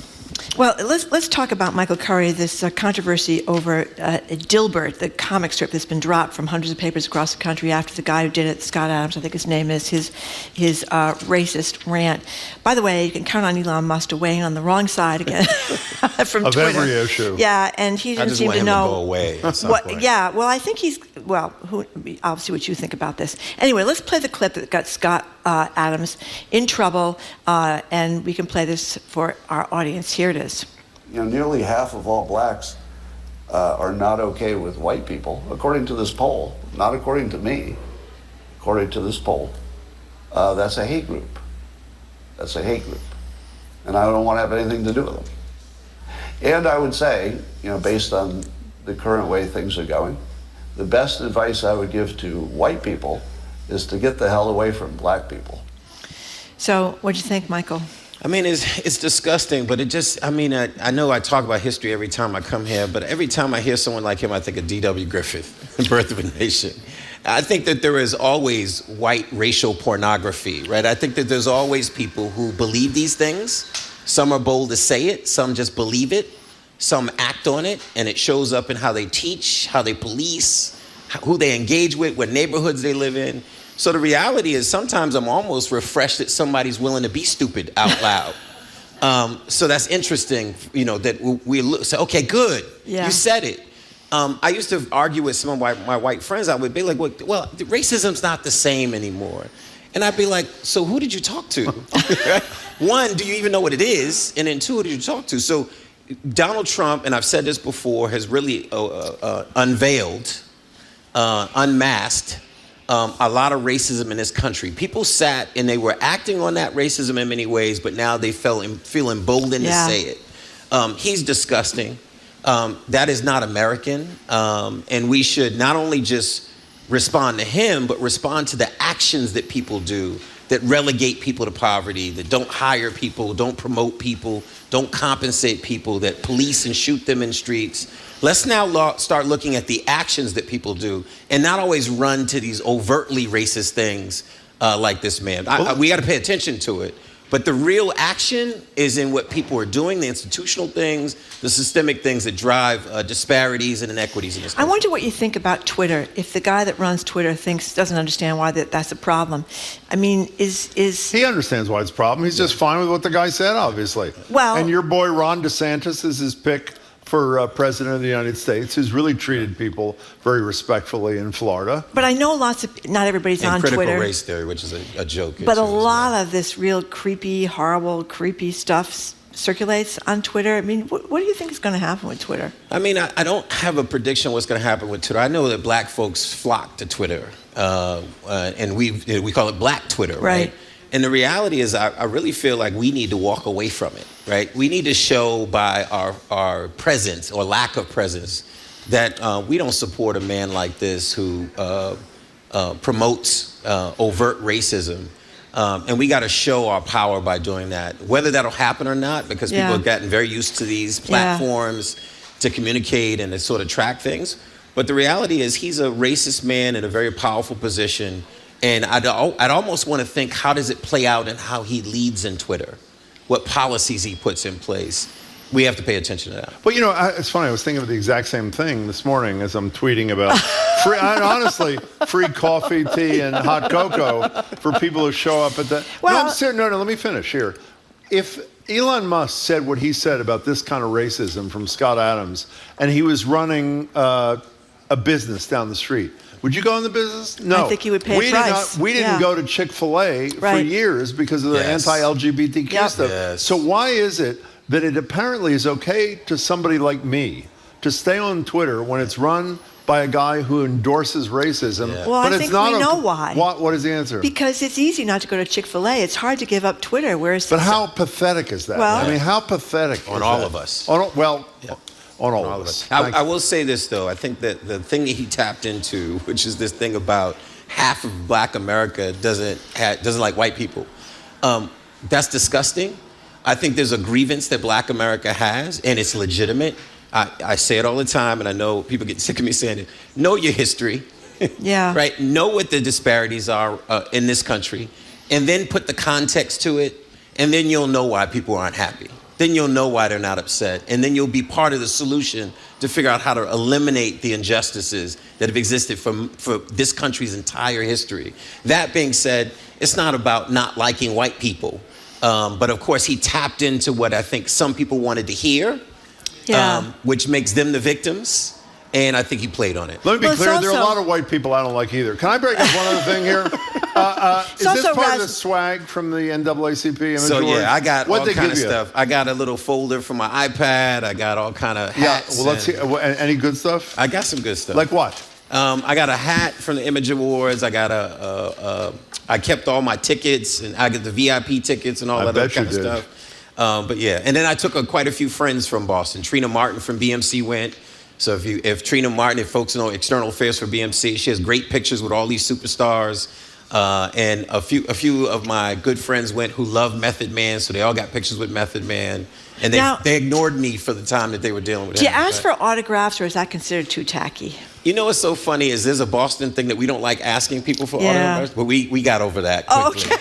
When you're standing next to Viola Davis, you say it for your kid. You got her autograph? There are some people who dig. I didn't because I go every year. I wanted the people that I took to have that experience to walk up to people. Yeah, that's right. You can say it's for your kid. That's right. This is a good one. I have an 8-year-old at home. Would be so excited. Yeah, that's what you could do for an excuse. Jim's done that. Michael, it's good to see you. Always. Red-eyed or not, it's a pleasure. Be well. Thank you very much, Michael Curry. Great to talk to you. Just got off the all-night flight. Michael Curry is president and CEO of the Massachusetts League of Community Health Centers. He's also a member of the National NAACP Board of Directors, where he chairs the board's Advocacy and Policy Committee. Thank you again, Michael, for coming in, especially since you were on the red eye.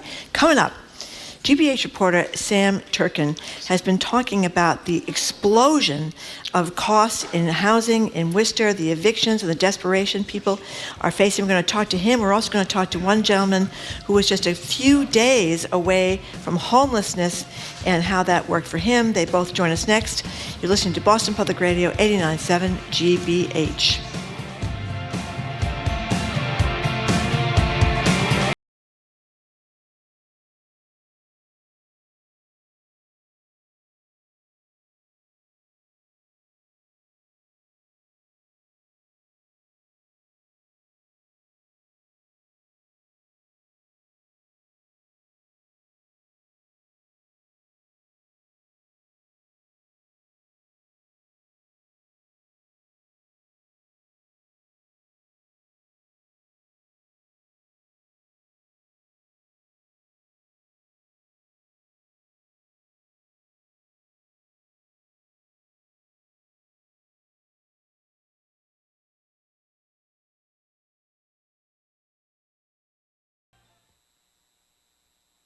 Governor Healy has laid out her priorities. We can protect our climate and create jobs. It's not too late to do either. It's urgent that we do both. But what matters to you? Support for social services and public education. The abortion rights. With New England Public Media, CAI Cape and Islands, and GBH News, we're asking people across Massachusetts which issues they want the governor to address.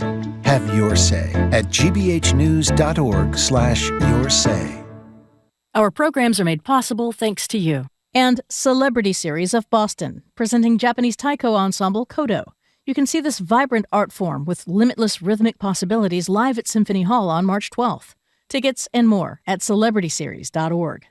And the Simmons Leadership Conference, Tuesday, March 14th in person and online. A day of inspiration, skill building, and networking, featuring Gloria Estefan, Quinta Brunson, and Cheryl Lee Ralph. InclusiveLeadership.com.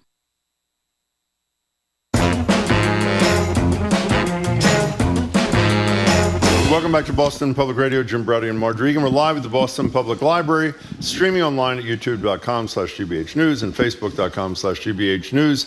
We are here again Friday, as we always are, but we're here on Thursday as well this week, because we will be doing an Ask the Governor. Maura Healey will join us noon to 1. We hope you join us at the library too. Dave Vespucci lived in his Worcester apartment for 2 decades plus before being priced out. It took him more than a year of searching, and I guess you'd say a lucky break and a warm-hearted landlord to avoid homelessness. GBH's Sam Turkin has been following his story and others like Dave's for our housing series, Priced Out. tracking the rise in prices across the state, including the state's second biggest city, Worcester. Sam is GBH News' Worcester reporter. He's here at the library. And in a couple of minutes, Dave Vespucci will join us via Zoom. Sam, it's great to have you.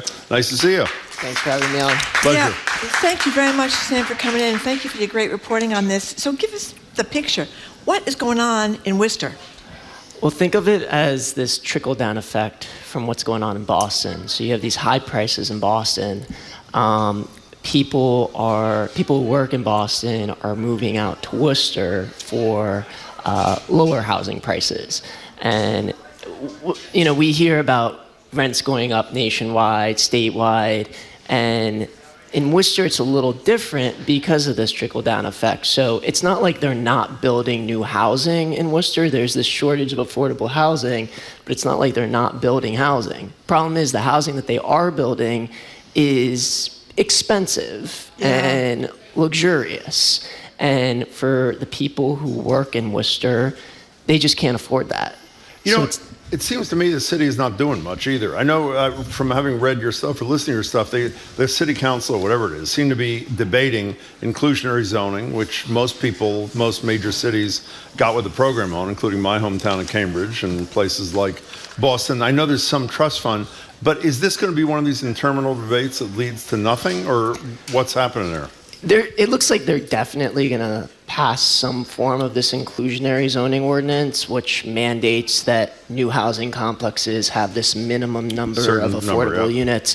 But I mean, what's going on in Worcester is complicated because for years, the city struggled to attract development. Sure. It's this post-industrial city, old manufacturing city, and they couldn't get developers in until a few years ago. And now they're finally coming in, and there's this concern, we don't want to do anything that's going to scare them away. Yeah. Is this anything to do with the Red Sox? The Woo Sox. The Red Sox. Excuse me, the Woo Sox. The Red Sox, what is it, AAA team up there? They built this gorgeous new stadium, which everybody says is great. You can take your family there and not go broke, and it's a huge thing. Is that got anything to do with this? Yes, it has a lot to do with it. It's basically, the centerpiece of this new Worcester, of this quote-unquote Worcester Renaissance, and it's actually where a lot of these new luxury housing complexes are going up. Now, granted, there are some affordable units being included, but what the housing advocates say is there should be a lot more. Didn't you report that the percentage, it's sticking in my head, like 13-something, is a lower percentage of affordable residences as compared, which is lower than the number in places like Boston, for example? Boston and Springfield, and that's. I mean, it's kind of a vague number because it's what's deemed affordable by officials, and obviously there are a lot more units that we don't really track. But yes, that gives you a good image, a good comparison. I don't know if you've been to these council meetings, but this drives me almost, this slow pace on inclusionary zoning drives me as nuts as, for example, we were talking to Mayor Wu last week, and so many developers of housing are complaining about a rent stabilization proposal, which will, in their estimation, will preclude development of new housing, even though there's a 15-year exemption in her proposal, which holds them harmless. If the city council in Worcester chose to look around at the communities that have inclusionary zoning, I would say there's a hell of a lot of construction going on in Boston and Cambridge and virtually everywhere else. So it seems to me the evidence suggests that it won't put a damper on an expansion of a city, but they seem to be hanging their hat on that. Yeah, you would think, but again, the problem is they have it's almost, I don't want to call it a trauma, but it's just this fear that, again, for so long, they struggled to bring people in and to bring these developers in, and they don't want to lose that. In a minute, we're going to have Dave Vespucci join us, which, until I got to the end of the story, talk about a painful story. Here's another person Manny Marvell. Is that how you pronounce his name? Yes, Manny. Okay, here he is talking to Sam, last October about the difficulties of finding an affordable apartment in Worcester. Here he is. I cry myself to sleep all the time. Driving by in front of buildings and houses and seeing people walking into their homes, it's really, really hard, man. It's impossible to find an affordable apartment in Worcester right now. I get notifications from Zillow all the time. $1,700, $1,800 for a studio. I'm like, are you kidding me? Almost like pouring salt on the wound. Exactly. This guy's living in his Ford Escape. He says it's his bathroom, his eating place, his sleeping place, and everything. He told you that, and that he cries himself to sleep all the time. Yeah, and what you have to... There was an inclusionary zoning meeting, city council subcommittee meeting a couple weeks ago, and there were dozens of people like Manny Marvel, like Dave. Who works 2 jobs, by the way. Yeah, these aren't one-off stories. Yeah. I mean, this is a common thing in Worcester, and city officials are acknowledging that. They are acknowledging that this is a problem that needs to be addressed. Well, I also think when you look at some of these rents, I mean, I think one rent I saw was like $690 a month. I said, wow. I mean, I think we haven't seen that in Boston since, I don't know, 1980 or something. So people could work maybe even entry-level jobs, maybe a little bit above minimum wage, and afford to get an apartment for that amount of money or close to it. And then they just jacked them up, almost doubled. Right, and it's not a fair comparison because in Worcester you don't get, jobs aren't as high paying as they are in Boston. And that's why people come over from Boston, because they know that if they have a Boston wage, they can afford a nice apartment, a nice house in Worcester. So they're winning. How long does it take to get from here to Worcester? It's about an hour, maybe a little more. Okay. In rush hour, probably terrible. Yeah. So you're willing to do a long commute? Well, you could do you're not willing. You have no choice. You have the commuter rail, and now with remote work, Yeah. That's fueled a lot of this. That's true. Hybrid work. That's true. So it makes it easier. Yeah. What's the name of the great hot dog place that's been there 100 years? The Coney Island. Coney Island. You don't like that? You're making a face at me? What's wrong I've with never you? been there. Are you kidding me? And you're the Worcester reporter for GBH? He's not a hot dog man, maybe. Maybe you're not. Then he's not a Worcester man. I'll try it. In any case, why don't we introduce one of the gentlemen who Sam has profiled in his reporting. Dave Vespucci is about to join us. Dave, you there? Yes, I am. Dave, it's a pleasure to meet you. Thanks so much for your time. No problem. So tell us about what happened with you. I understand you were in your apartment for a long time. You were doing a lot of work around the house. You were helping keeping it up, doing the gutters and all that kind of stuff. And then the floor fell out. You still there, Dave? Yes, I am. So what happened? Well, I was living there for 23 years. And I used to, nobody ever shoveled, so I shoveled the driveway, the front sidewalks, and, for the mail and that kind of thing. And the gutters and whatever, it was just like, something to do anyway. But, if I didn't do it, it wouldn't get done. So that was it. And, Well, my understanding, Dave, is your landlord said he was going to do a condo conversion. Is that not true? And so there was a finite... I don't know. I don't really know what he's up to, but But you came within, from my understanding is, you came within just a couple of weeks of being evicted and potentially homeless before you found a landlord who actually cared about people, Pam Kirk. Is that pretty much the story? That's it, basically. I had an apartment in Southbridge that was supposed to be done before the eviction on the end of January. But that fell apart, and my roommate, who would cover half the rent, had to go back and take care of his father, who was not well. And it was one thing after another. My dog was old, and I had him for 16 years. He was a rescue. But his back legs were going, and that was a major worry on my mind. Dave is 75 years old, too, we should point out. He's not going to be able to go out and get some high-tech job to pay him enough money to cover all the rent. When the clock was ticking, and before this Pam Kirk, and we'll play some sound from her in a minute, the landlord that ultimately gave you or allowed you to move into her place, how scared were you that you were going to be homeless in a couple of weeks?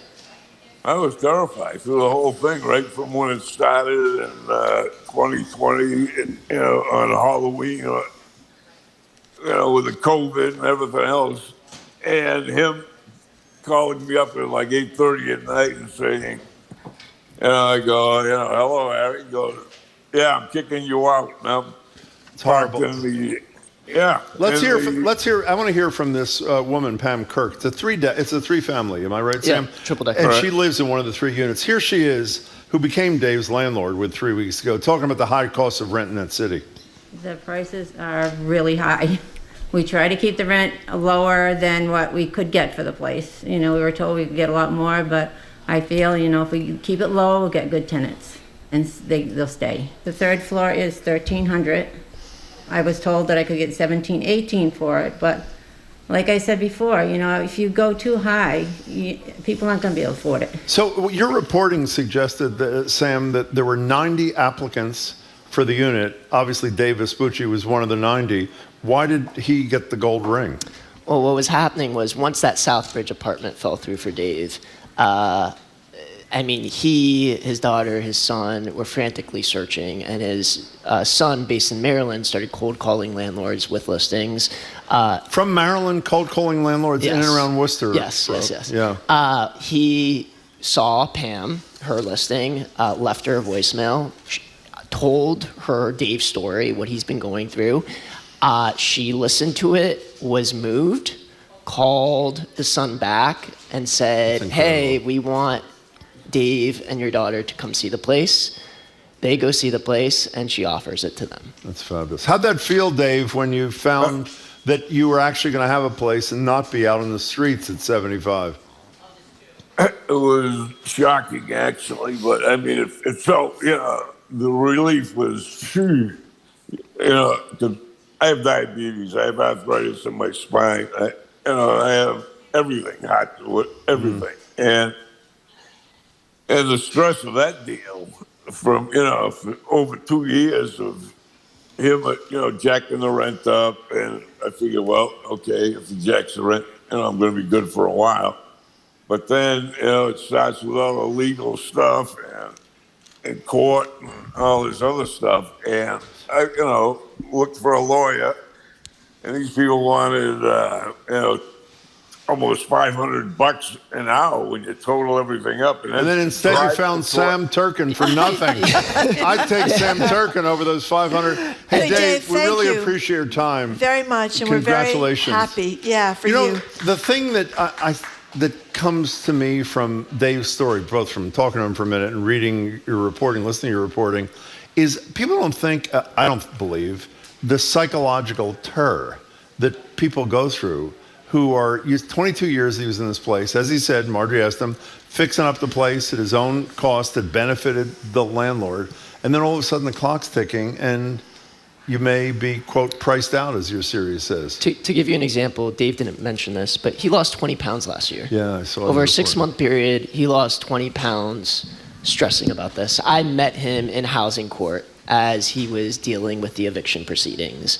And he was there with his daughter, his roommate at the time, and he didn't know what to do. They didn't know how an eviction worked. I mean, most of us don't know how an eviction works. And they were just trying to figure out what was going on, what they're supposed to do. Fortunately, the landlord agreed to give them this little extension, but as we saw, that was barely enough time. Is condo conversion a huge? That is what was the landlord. It wasn't necessarily. No, it was. He planned to renovate and then sell it. So he knew that he was going to be able to sell it and make a profit. We just got a text from Paul from Worcester. It says that the mayor of Worcester is only a part-time job. Is that right? Yes. So are city council positions. It's Wow. it's part-time. So that's Wasn't not. that like Cambridge? We were talking about when we were talking to the mayor of Cambridge. Isn't it a strong city manager form of government? Strong city manager form of government. Right. So the city council, which includes the mayor, they hire the manager, oversee him, but the manager is the one really making the decisions. Who makes the decisions, and of course that's an unelected official, right? Yes. So what is the sense? Is the sense that the manager is doing everything he can or she can? Is that what people think in town, or not? Well, the manager is actually relatively new. Mm-hmm. He took over from a manager who had been in the position for a while. And he's kind of continuing on what the previous manager did in terms of housing policy, the inclusionary zoning, for example.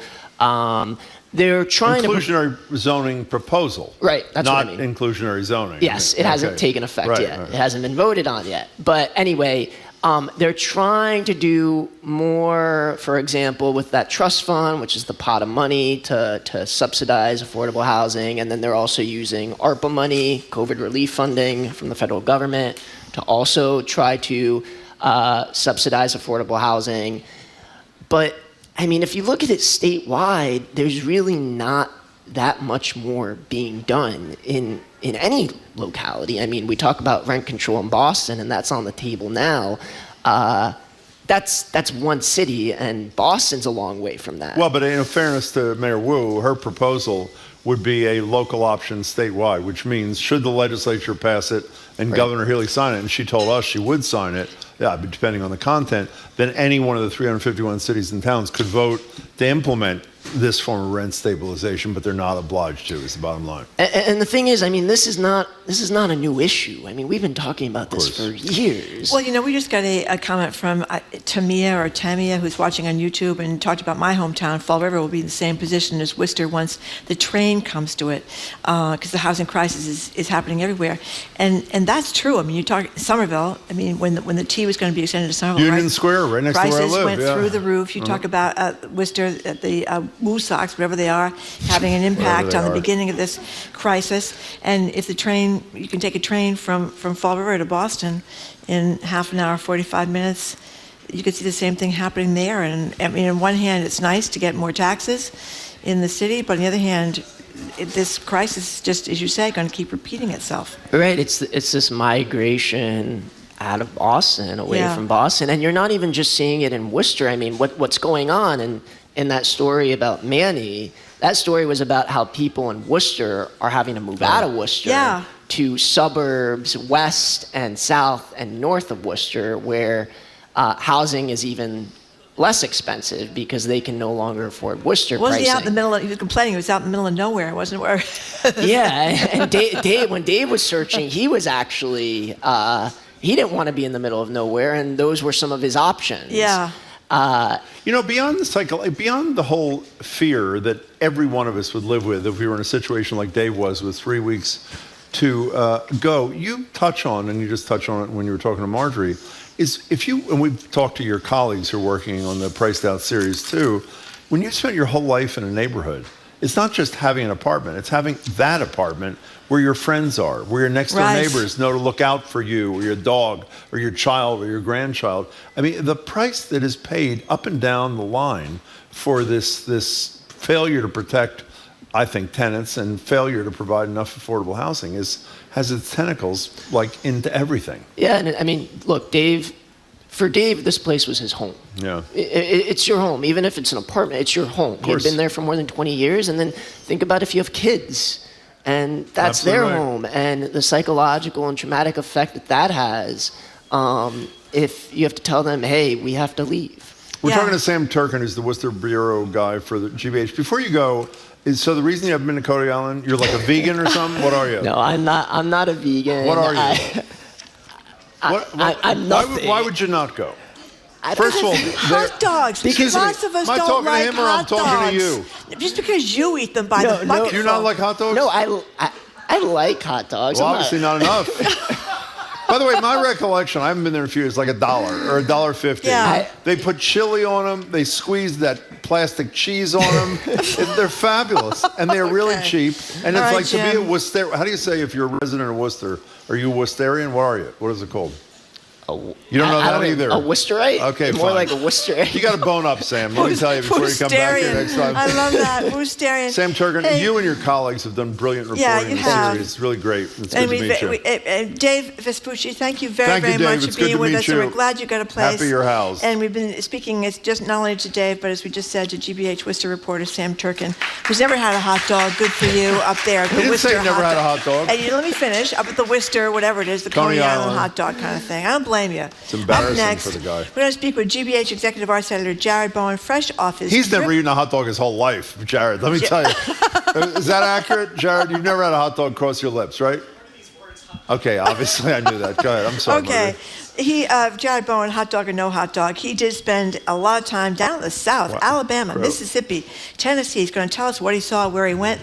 That's next. You're listening to Boston Public Radio. Oh, including the Lorraine Motel in Memphis, which is, of course, this place where Martin Luther King Jr. was murdered. You're listening to Boston Public Radio, 89.7 GBH. We are broadcasting live from the Boston Public Library, and we are streaming at YouTube.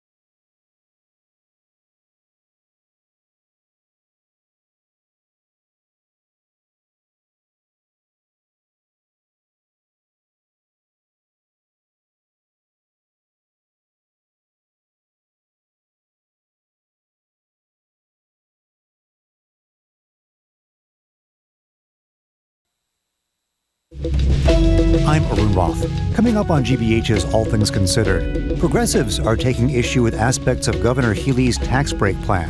Meanwhile, small landlords are pushing back against Boston Mayor Michelle Wu's rent control proposal. The families of Chelsea Soldiers Home residents who died from COVID are filing suit. Plus, we'll have the latest on today's snow, or in some places, lack thereof. Those stories and all the day's news starting at 4 on GBH's All Things Considered. Support for our programs comes from you and Mass General Brigham Health Plan, a health plan connected to a world-leading healthcare system, committed to providing innovative plans, coverage, and a broad network of doctors. Learn more at massgeneralbrighamhealthplan.org. And the Office of the Massachusetts State Treasurer. The Unclaimed Property Division is holding unclaimed funds for the citizens and businesses of the Commonwealth. You can see if you have unclaimed money at findmassmoney.com. Trusted. Local. News. You're listening to 89.7 WGBH, HD1 Boston, online at gbhnews.org. GBH News with NPR. What matters to you.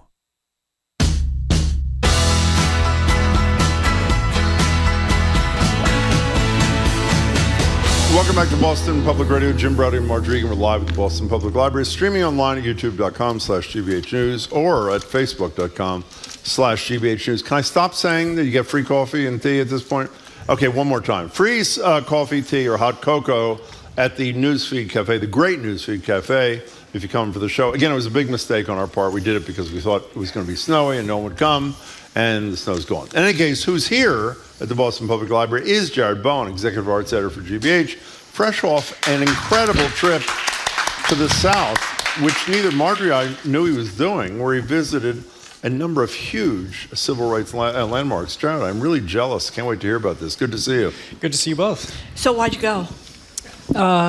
And I didn't talk about it before I was going because it felt very personal in this interest that I had. But in recent years, I've interviewed Brian Stevenson, who wrote Just Mercy, founded the Equal Justice Initiative, and is the force behind the National Memorial for Peace and Justice, which we'll talk about. So I'm talking to him and speaking to Michael Murphy, who is the co-founder of Mass Design, which also was the design firm behind the National Memorial for Peace and Justice in Montgomery, not to mention and the Embrace right, here. In talking to both men, I understood how important it was for me to go to these places. It's always been very important to me to see history for myself in a place, not just read about it. I've done about 4 or 5 cross-country trips in my lifetime, and I know how much it's educated me. Who'd you go with? I went with 2 other couples who were very interested in seeing these sites for themselves and understanding more of our country's history, too. Well, why don't you take us in chronological order? And I know you were in a bunch of states in the Deep South. Start where you started, and we'll talk. So the trip started in Memphis. We flew into Memphis, and I should say Mass Design was very helpful in pointing us in the right direction of who to speak with and where to go. But I started at the National Civil Rights Museum at the Lorraine Motel in Memphis, The Lorraine Motel, of course, being significant because that's the place where Martin Luther King was assassinated in 1968. It's now a National Civil Rights Museum. And they have a photography exhibition right now, which I just want to quickly mention. It's called Tarred Healing. And it's the photographer Cornell Watson, who had been commissioned to do a series of photographs for UNC. But when they became aware of his photographs and how he was photographing the area and sites, but also putting his lens on it, it was canceled, essentially. They had their own excuse for it. So right away, I had... Who canceled it? UNC canceled the University of exhibition. North Carolina? They were saying that because Wow. he gave the pictures to the Washington Post first, that's why it happened. But this story plays out. So immediately, within steps of my trip, I was understanding already, seeing for myself so much of what we've heard. But you walk through the National Civil Rights Museum and they take you through the beginning of slavery, looking at the bill of sale for a 10-month-old baby, moving on through the Freedom Riders and the Rosa Parks sitting on the bus, and I did get to learn more about that in Montgomery. And you wind your way through the museum up to the sanitation workers' strike that brought Martin Luther King back to Memphis and ultimately led to him being killed. He had stayed at the Lorraine Motel quite frequently, actually. And I was also struck, do you know what his last words were about? They were about art. Really? He had stepped out onto that balcony and he saw a musician. His name was Ben Branch, and he was scheduled to perform that night at an event that King was to attend. And he said, "Ben, make sure you play Take My Hand, Precious Lord, in the meeting tonight. Play it real pretty." And then he was killed. What's it like being in that spot? But I mean, it's surreal because they have preserved the two rooms, the room 306 where he stayed and the adjacent room where others in his team were staying, and they basically have set it up as if he had just left that room and stepped out onto the balcony. Well, I remember going down there visiting it myself years ago, and you saw ashtrays with cigarettes, you saw coffee cups, you saw papers, newspapers on the beds, and you could look through the glass window and just look right in there. And then across the street, you could go into the bathroom where James Earl Ray shot him and see how he had to lean to get his vantage out the window. I mean, it blows you away, really. And it's open to the public, and when you approach the Lorraine Motel, they still have cars from the 1960s out front. There's a big wreath. The exterior of the motel has not changed, so it does feel like you're walking into that moment. So where'd you go from Memphis, Jared Bowen?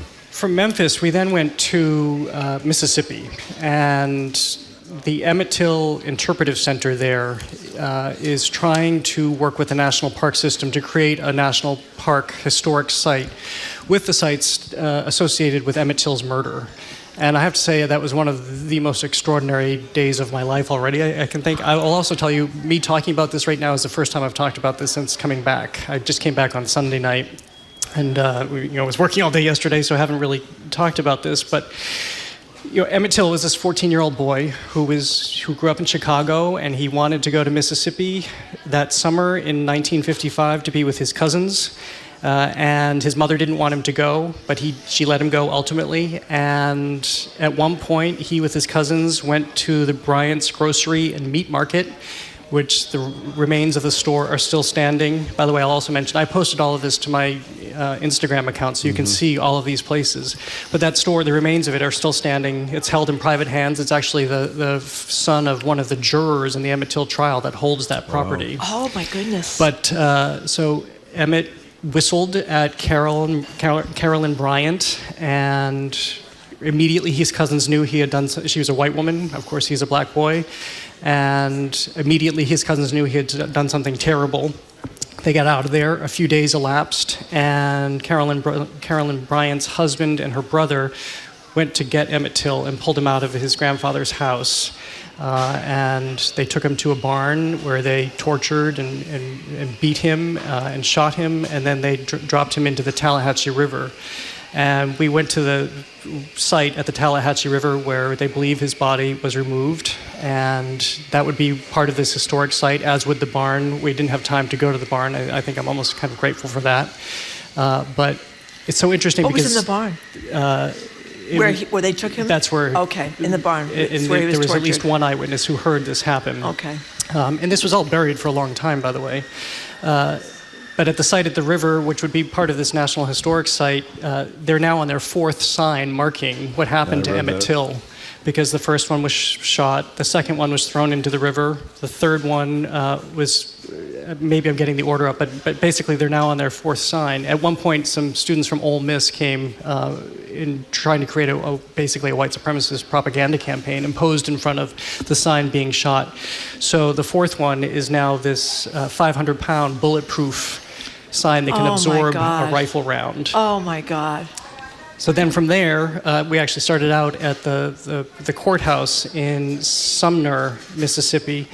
Well, before we should just mention, for those who are not as familiar as they should be with Emmett Till, and then there was Mamie Till, right, his mother, that made the incredibly courageous decision to have his casket opened and photographed in Jet magazine, which I think to a great degree helped change the course of history. Because she wanted to see what they had done to her 14-year-old son, who was mutilated, basically. Yeah. And then what happened when it went to trial, it was a kind of a miracle to some degree that the men were actually indicted and went to trial, which was just a couple of months later, but it was a 5-day trial, a jury of all white men who deliberated for 67 minutes before they found the men not guilty. Those two men then turned around and essentially confessed 4 months later when they sold their story to Look magazine. So you can also, and that much of their story in that magazine article is fabricated, but you can also go visit the courthouse, which would be kind of the centerpiece of, outside of Chicago, of the Emmett Till Historic Site. So where was next? One other thing I just want to quickly mention. It took years because this story was so buried and it finally surfaced. And in 2007, there was an apology issued by the community to the Till family. It took years to negotiate this policy. I met two of the people who negotiated the policy from the community. And one of the things they ask you to do if you're visiting the courthouse, which is still an active courthouse, but it's such a small community in Sumner that it's not often used. So visitors who go there, they ask them to kind of pass around the apology and read it out loud, which I and the rest of my group did. May I interrupt for a second? How did you get help finding all these people? You mentioned at the beginning that you had people guide you along the way, so that was helpful. Yeah, I mean, being a journalist, when I reached out to Mass Design, I think they had a notion of what I might be interested in just as a human being, but also as a journalist, and that's why they directed me in certain spaces. And I will tell you that very quickly, I brought a notebook because I was thinking there are things I want to talk about coming back. I knew I was going to museums, and quite quickly I shifted into journalist mode because it was one of the ways to just kind of go through this and kind of protect myself, actually. You know, if I operate as a journalist, maybe I can, this will settle in different ways, but that was important to me, to also be able to share this story. You don't want to break down mid-interview. Yeah. From there, we went to Selma, and that was a really extraordinary morning because, first of all, I don't know if people know, but terrible tornadoes just ripped through Selma in January. So you have this very impoverished community that is now, in some respects, ruined because you drive into town and you can just see the path of the tornado, the buildings it's destroyed, the trees that it's upturned. So it's trauma on top of trauma, again, in this very poor community. But when we were there, we met with Linda Blackman Lowry. She is the youngest person to march at Selma. She was 15 years, she turned 15 years old. I think the second day of the march. And she was assaulted too, wasn't she? Am I right about that? Very assaulted. Yeah. So she was already arrested 14 times by the time she was, 9 times by the time she was 14. Wow. Just for protests and whatnot. What a brave teenager. Brave, and she'll tell you, but she was also determined because she was a scared young person too. And the reason that young people were marching, she told us, is because their parents couldn't. Because if their parents marched or their parents protested in any regard, then they would lose their jobs. Word would go out into the community. So it had to be the kids who had to take this on. And so they had, as she said, the brainiacs in the school take their tests for them so that they could scoot out of school, get credit for being in school, but scoot out of school and protest. But yeah, she got to the apex of the bridge, the Edmund Pettus Bridge. She was 19 rows back. They were 2 abreast. John Lewis, of course, in the front. At the apex of the bridge, that's when she saw the police. She heard gunfire, was met with tear gas, and immediately felt clubbing. And she told me that she had 35 stitches. She still has a scar over her right eye. She was very brutally beaten. It was only a couple of years ago when she was doing an interview. She thought it went down one way. She thought she had blacked out, but she was shown video. They have video of her being assaulted. She had never seen that before. One thing I thought was so poignant, she said that the looks on her attackers, it was she called it a quote-unquote a smug type of hatred that she had not seen again until she saw Derek Chauvin and George Floyd's killer. She saw the same look in them. She was treated, and when they finally were able to have the march happen, she told me, she told us, the group, that she was incredibly afraid, but she was determined because she wanted to get to Selma to get to Montgomery so that Governor George Wallace could see her scars, but could also see that she was an educated woman who would one day take his job. Oh my Oh, gosh. Yeah. And to this day, she said she's only walked over the ridge about 4 times in the last, 50 or 60 years. And when she drives over it, she drives it very fast. You know, you mentioned that the Emmett Till sign had been destroyed multiple times before they got the 500-pound one that was fortified. Are there markers on a lot of these places that do explain what happened here so you can read about them when you go there? There are. There has been a change over the last, decade as communities recognize that there has to be an acknowledgement. There are also more people like me doing this, and this is where it gets a little dicey because you have communities that are resentful and will shoot up the sign, but they also understand that there's an economic opportunity here because you want to understand this history. You follow these trails. You stay in the restaurant. You stay in the hotels. You eat at the restaurants. You can patronize places. One major hotel has been turned over in Selma, which I think is a really good sign. They're also looking at this as maybe a hub for an arts community because you can get in and find studios and really cheap rent and great architecture in downtown. We often see how artists can revitalize an area, so that might be an opportunity for Selma. But yes, there are guide markers and historical site markers. By the way, we then drove from Selma to Montgomery the same path that they marched and saw the site where I don't know if people know the story of Viola Luzo, the white woman from Detroit who saw what was going on, drove down to Alabama, and then during the march she was shepherding people back and forth until at one point the KKK tracked her down and they shot her. And she fell over onto a young black boy who, the only reason he survived is because she fell on top of him, and they didn't know that he was still alive. But the trauma that he suffered in experiencing this, but that's marked as well. How about the trauma that you experienced? It's pretty clear that you were dramatically affected by your trip. How are you today as compared to how you were a week ago? Different. You know, it's, as I say, it's one thing to read these stories, to read the books, to read the newspaper accounts, but then when you're talking to people who experience it, our lifetime, we're talking to people who have experienced this. This is just outrageous, but also being very mindful of what you're seeing happen today. To black people, it's no different from what we think was history from long ago, or it's no different. Tell us about the lynching memorial in Montgomery. So, as I said, this was the reason for the trip. I had heard so much about this memorial, and Bryan Stevenson had recognized that there was no memorial in this country after going to see the Holocaust Memorial, for instance, and the Apartheid Memorial in South Africa, realized there was nothing of its kind in this country. So, in 3 years, he was able to do this. 3 years from inception to construction. He had to move fast, I learned, because otherwise there was every likelihood that it would have been shot down and he wouldn't have been able to do this. But he assembled a number of parcels of land at the second highest point in Montgomery, which is adjacent to the Alabama River, which made it key to the slave trade.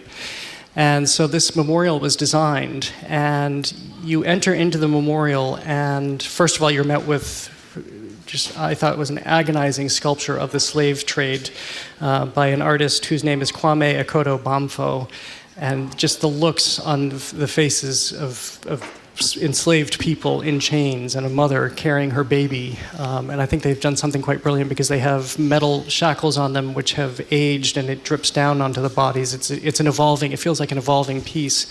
But then you move into the memorial and you see these monuments. They're 6-foot tall columns, and they're a particular type of steel that as it oxidizes, it becomes various shades of brown. And there are hundreds of these monuments, each with a name of a county and the names of the people who were lynched there. And so some will have one name, and some will have 20 or 30 names on them. And you walk through, and I understood after that it feels like you're walking onto a slave ship or something because of the way the walls are constructed. It has that look of wood. Even when you're walking on the wood floors, it begins to creak. You hear water because there's a fountain running to your right.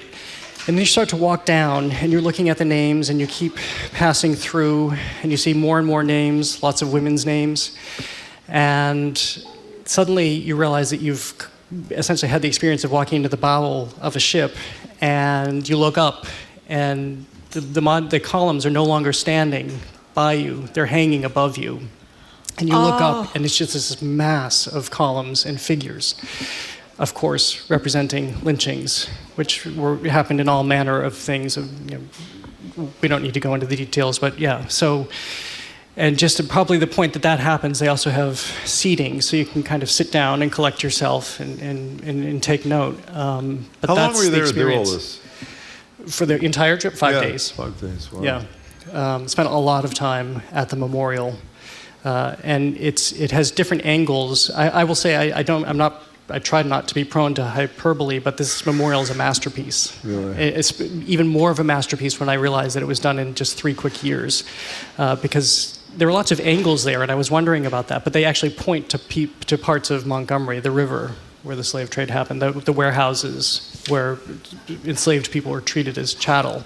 You know, I was reading some notes you provided that you made. There's some conversation going on with descendants of Robert E. Lee, and what is that exactly?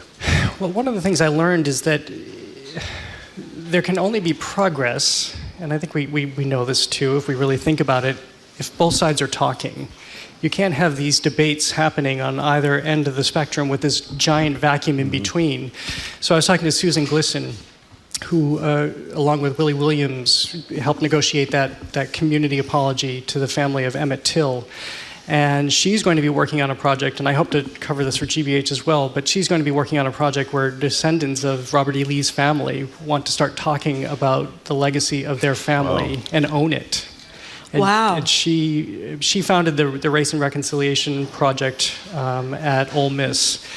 So this is the work that she does. There are only a few people like her in the world doing this kind of work, but she does it to bring people together and have these very healthy conversations that can move us forward. So you ended your trip in Atlanta at the Ebenezer Baptist Church, where the Senator, Raphael Warnock, is the pastor. Tell us about that. Were you there for him? Yeah. You were? Yeah, we didn't know that. We didn't. Oh, my God. We wanted to go there because, of course, it was a great kind of end to our trip, because it was, of course, where Martin Luther King was the pastor, along with his father, Daddy King. Right. And so we wanted to attend church there, and Raphael Warnock was there that day, Sunday, 3 days ago. And it was so interesting because so much of what he touched on, which of course, may be interesting to me as somebody who had just done all of this, but not to the community that's facing this every day. He was touching on so much of what we had just experienced, even literally. His sermon was so much about courage, and he was talking about how Martin Luther King didn't have his father's approval when he was orchestrating the Montgomery bus boycott. His father didn't want him to get involved and move things forward in that way, but Martin Luther King had the presence of mind to defy his father and go ahead and do it. And that's so much of what Warnock spoke about on Sunday, was just finding the courage and don't allow yourself to be boxed in, to know when it's time to move forward and step up and step out. Boy, it sounds incredible. So are we going to see any of, I know we have several people, by the way, who've followed your trip on Instagram. Chris from Cambridge said it left me speechless, and several people have commented on they're so glad you did this. Are we going to see this on Open Studio? It wasn't my intention to do this. Yeah. Really on the ground, I decided to shift my own mindset for how I was going to do this. What I think will come out of it is hopefully the connections I've made, and I can keep sharing the great work that's being done and report on that. Because, when you mentioned the Lynching Museum, I remember seeing pictures of it and I did see the pictures the columns were coming from the ceiling down. I did not realize what you just said, that you walk into it and get lower and lower, so the columns shift from being on the ground to above you. It was a shocking moment when I looked up and realized what I was surrounded. It was Mass Design. Mass Design that was involved in the Embrace They up did the there. Embrace Memorial, yeah. Wow. And this is a lot of the work they're doing now, and I think they will be involved with the Emmett Till site as well. But this is, they're working in the memory space. But so people can follow this on Instagram if they want to see this. They can go to your Instagram account. Yeah, Jared I posted everything that I just talked about. I posted in my handle because my name was taken when I signed up for Instagram. It's the Jared Bowen. Oh, it's the Jared Bowen. If you go on okay. Instagram, it's the Jared Bowen. That is really troubling. You mean there's another Jared Bowen somewhere out there? No, there's a famous one in England too. Who's a soccer player. I did not know that. So you are, as Jim said before, you obviously are emotionally moved. Yeah, it helped me understand this country in a very different way. What I saw, the conversations I had, and not having ever traveled to the Deep South before, and you literally drive by cotton fields, and once you're in a space, I don't see how you can be not changed. Boy, we're glad you shared this with us, and congratulations to you. I mean, your resourcefulness to make it happen. We just got a note from on YouTube saying the tour that you went on should be required for every single high school student in the United States. It's too bad that we don't see more of these things up close and personal. Are you doing Open Studio this Friday night? I'm not doing Open Studio because we have the PBS Pledge Drive this week, so we're off the air. But I do want to mention tomorrow at 4:30, I'll be here with Captain Scott Kelly, the astronaut. Oh, great! So come to the library tomorrow at 4:30, meet a real-life astronaut. By the way, he's a record-holding astronaut, having spent 340 days in space aboard the International Space Station, so they could study the human effects, or the effects on the humans of being in space. He's also got a pretty famous brother. He does have a very famous brother, identical twin brother. Identical twin, who's now a senator. Yeah. Wasn't he an astronaut too, his brother? Yeah, they were both astronauts. Yeah. Imagine that. Mom must have been happy in that family. 2 sons are astronauts. That's almost as good as Steph Curry. And married to Gabby Giffords, by the way. Married to Gabby Giffords, that's right. But almost as good as having 2 sons in the NBA, like Steph Curry's mom. Listen to you. Well, I mean, really, how many people have 2 sons in the NBA? Never mind, 1. 1 is good enough, but 2? Oh, my God. Or how about the mother in the Super Bowl day? Oh, my God. 2 guys on either opposing one teams. on each side. Yeah, Philadelphia Jared, that Eagles was fabulous. That was really moving and fabulous. Thanks for sharing it with us. It was really great. Jared, thank you very much. And I can't imagine how difficult in many ways that was. I'm happy to share it. Thank you for glad you did. letting me do that. We've been speaking with GBH Executive Arts Editor Jared Bowen. You can see what the photographs, as we said, on the Instagram account of the Jared Bowen. Okay. Up next, we're going to be joined Actually, by... I'm looking at the photograph of the person who most people would say is the Jared Bowen on my little screen here. He looks like a little fit little soccer player if I ever saw one. Is that what he is? He's the, in any case. I'm sorry. The other Jared Bowen.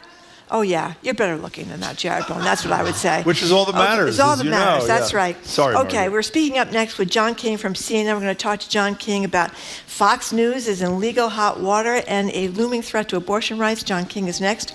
You're listening to Boston Public Radio, 89.7 GBH, live from the Boston Public Library, streaming online at youtube.com, GBH News, and facebook.com, GBH/GBH News.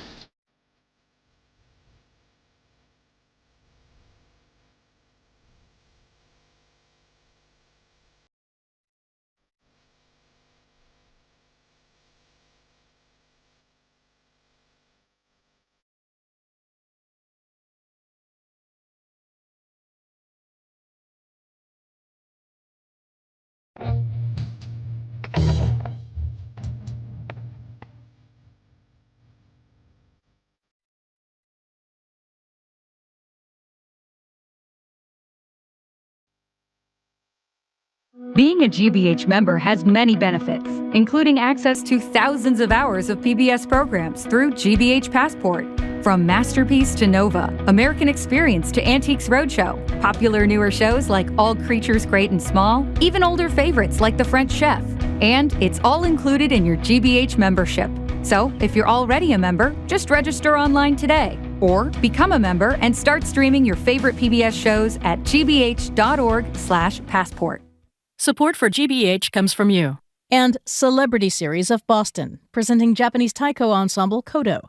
You can see this vibrant art form with limitless rhythmic possibilities live at Symphony Hall on March 12th. Tickets and more at celebrityseries.org. And National Grid, providing access to electric heat pumps which offer heating and cooling for businesses of all sizes to help them achieve their sustainability goals. You can learn more about heat pump technology at ngrid.com/future.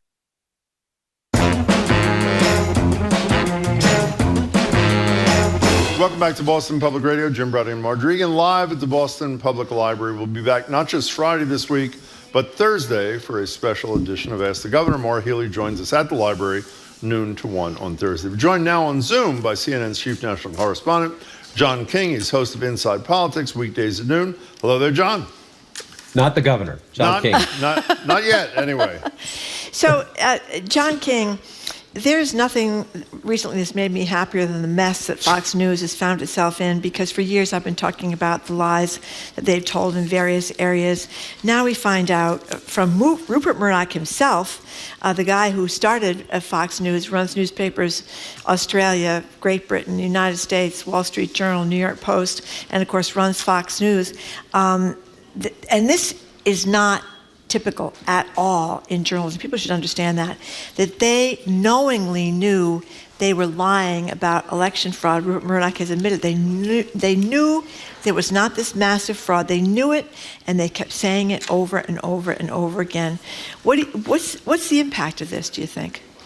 Well, I hope the biggest impact is that the people who watch Fox News on a daily basis rethink that, because they have been lied to by a company they support. They watch, their loyal viewers. Rupert Murdoch makes his money because of their large audience and what he can charge for ads because of that. And he has admitted in this deposition in a defamation suit that he knew it. He knew it from the beginning that it was BS, that Trump was lying. And he knew that a great number of his hosts were repeating lies, that things he knew not to be true. They called themselves a news network. It was a propaganda network. There are people listening who are going to say sour grapes from CNN, they're a competitor. I get all that. Take what I say with whatever grain of salt you wish. As someone who's done this for 40 years, first at the AP and now at CNN, it is a violation of everything you learn in your first journalism class. Everything. You get fired. You'd be out the door in 2 seconds. But it's also, Marjorie, it's just a complete violation of basic common decency. You have a relationship. The reason I love you guys and I love coming back every Tuesday is you have a relationship with your viewers. Whenever I'm in Boston or I bump into people from Boston and I travel, they love you guys because they know you're telling them the truth as you see it. Nobody's perfect, but they know you're genuine in what you're doing and you're trying to get at issues.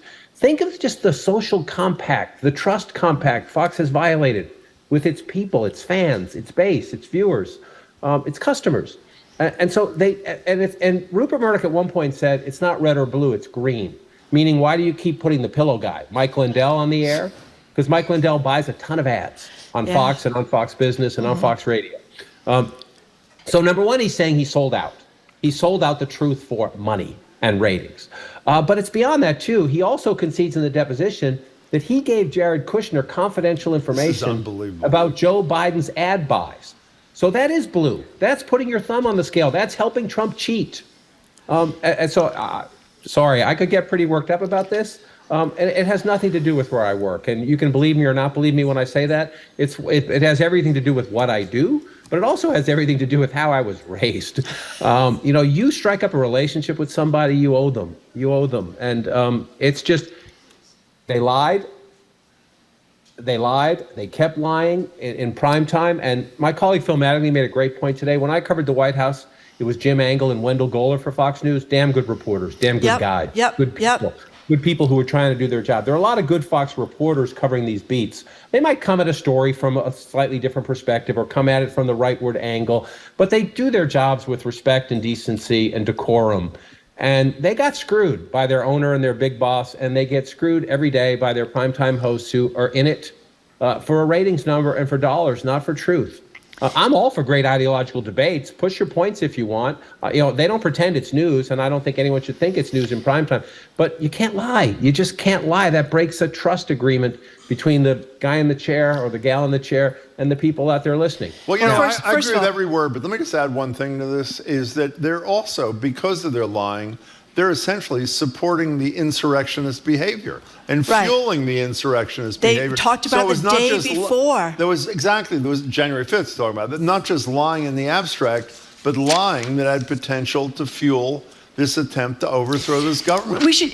This New York Times piece says on January 5th, the day before the attack, Murdoch and the woman that runs, the chief executive there, talked about whether Sean Hannity, Tucker Carlson, and Laura Ingraham should make it clear to viewers that Trump lost the election because it was on the eve of what was anticipated to be this, and turned out to be this insurrection that left people killed and injured.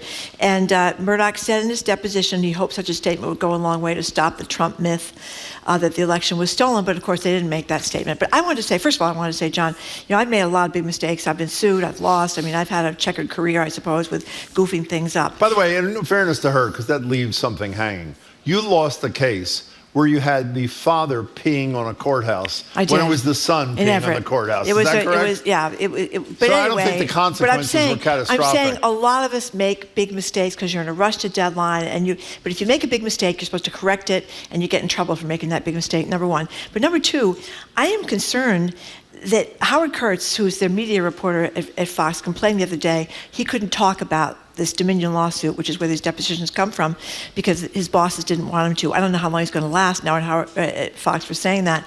But I am afraid that Fox is not really going to report about this, and if they lose the suit, and I hope they do lose, they'll just pull a Trump act and say that they won, it was media bias, and then all those acolytes, the Mark Levins and the Glenn Becks and Dan Bongino and all these people that augment the Fox message, follow it up.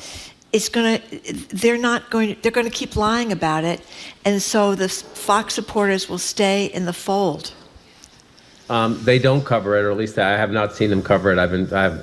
You can't see it, but in my office I have a split screen of four Fox Business, MSNBC, and CNN on my screen. I'm not saying it has. I'm not here 24/7, but it hasn't been on at the times I've been looking up at it today. I don't think they covered their own story here. Kevin McCarthy is now giving, first crack at all the January 6th footage to Tucker Carlson. Yep. Tucker Carlson, who continues to try to whitewash January 6th.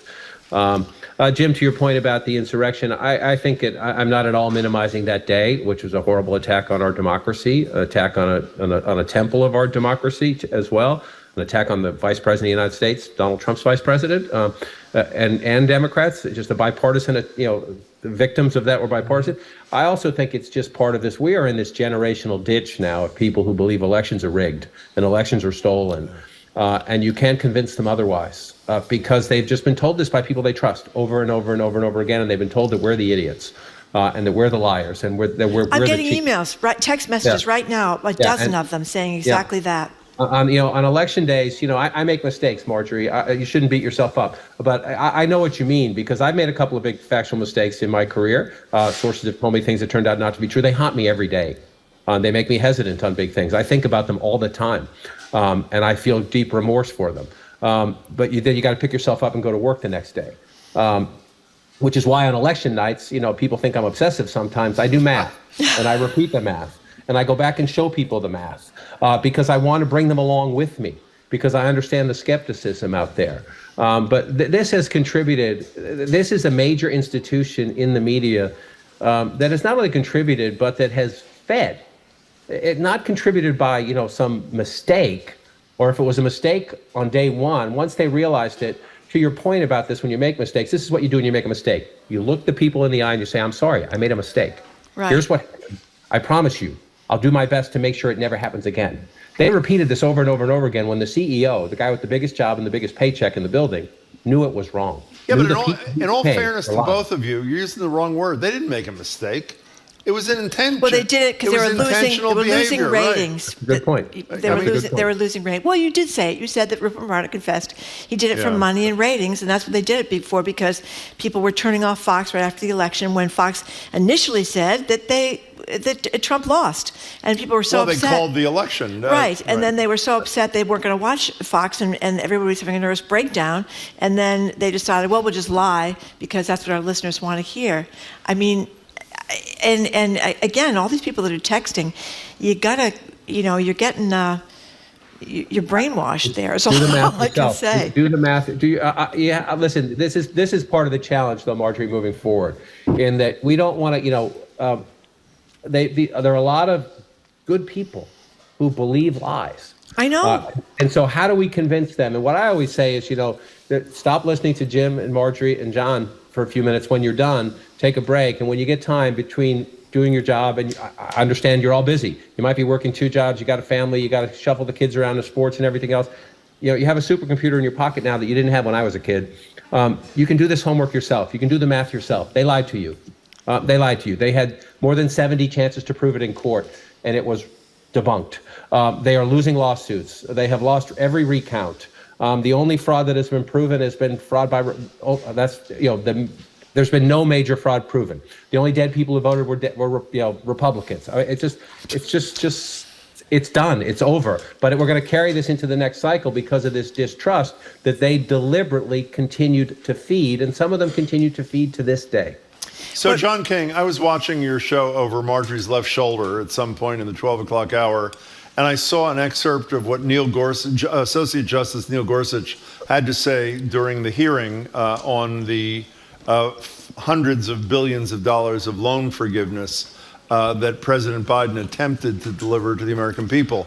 All I heard at the time was what Gorsuch said. It was pretty clear to me from what he said that he was moving in the direction of declaring that the president exceeded his authority in doing this. Was that the tenor of all 6 conservatives, or was Gorsuch just one of a few? No, it does seem to be, and I was on the air as the arguments continued, so I need to catch up as well. Okay. But I did look quickly. I've looked at the notes from my colleagues who are in the chamber listening to the arguments, and that John Roberts, the Chief Justice, said the same thing, essentially compared it to in the Trump administration when Trump tried to get rid of the Dreamers policy, and they said, you don't have the authority to do that. So there are a couple of different arguments about exceeding presidential authority, whether Congress has to sign off on this. The Biden administration's hope, my understanding from the lawyers, is that even if they believe all that, that there's an argument that the Republican attorneys general suing don't have standing to make the argument, meaning that that no matter what the Supreme Court believes, maybe it will say, but this is not the case for us to make that decision. So we'll see how it ends up, but there's no doubt that a clear majority, and there's a big majority of the conservatives now with 6 of them, there's no doubt that they're skeptical that they are skeptical that President Biden had the constitutional authority to do this. What are the politics of this in those states, in a lot of Arkansas, I forget which, I don't have the story in front of me. I mean, where the plaintiffs are from. Yeah, where the plaintiffs are from. There's a lot of southern states. Is the politics that they have a bunch of people who didn't go to college that resents people getting the student loans? Or why do these attorney generals even push this case? Because a lot of the voters there did go to college and would love to get some help with their student loans. So I don't understand why they're doing this.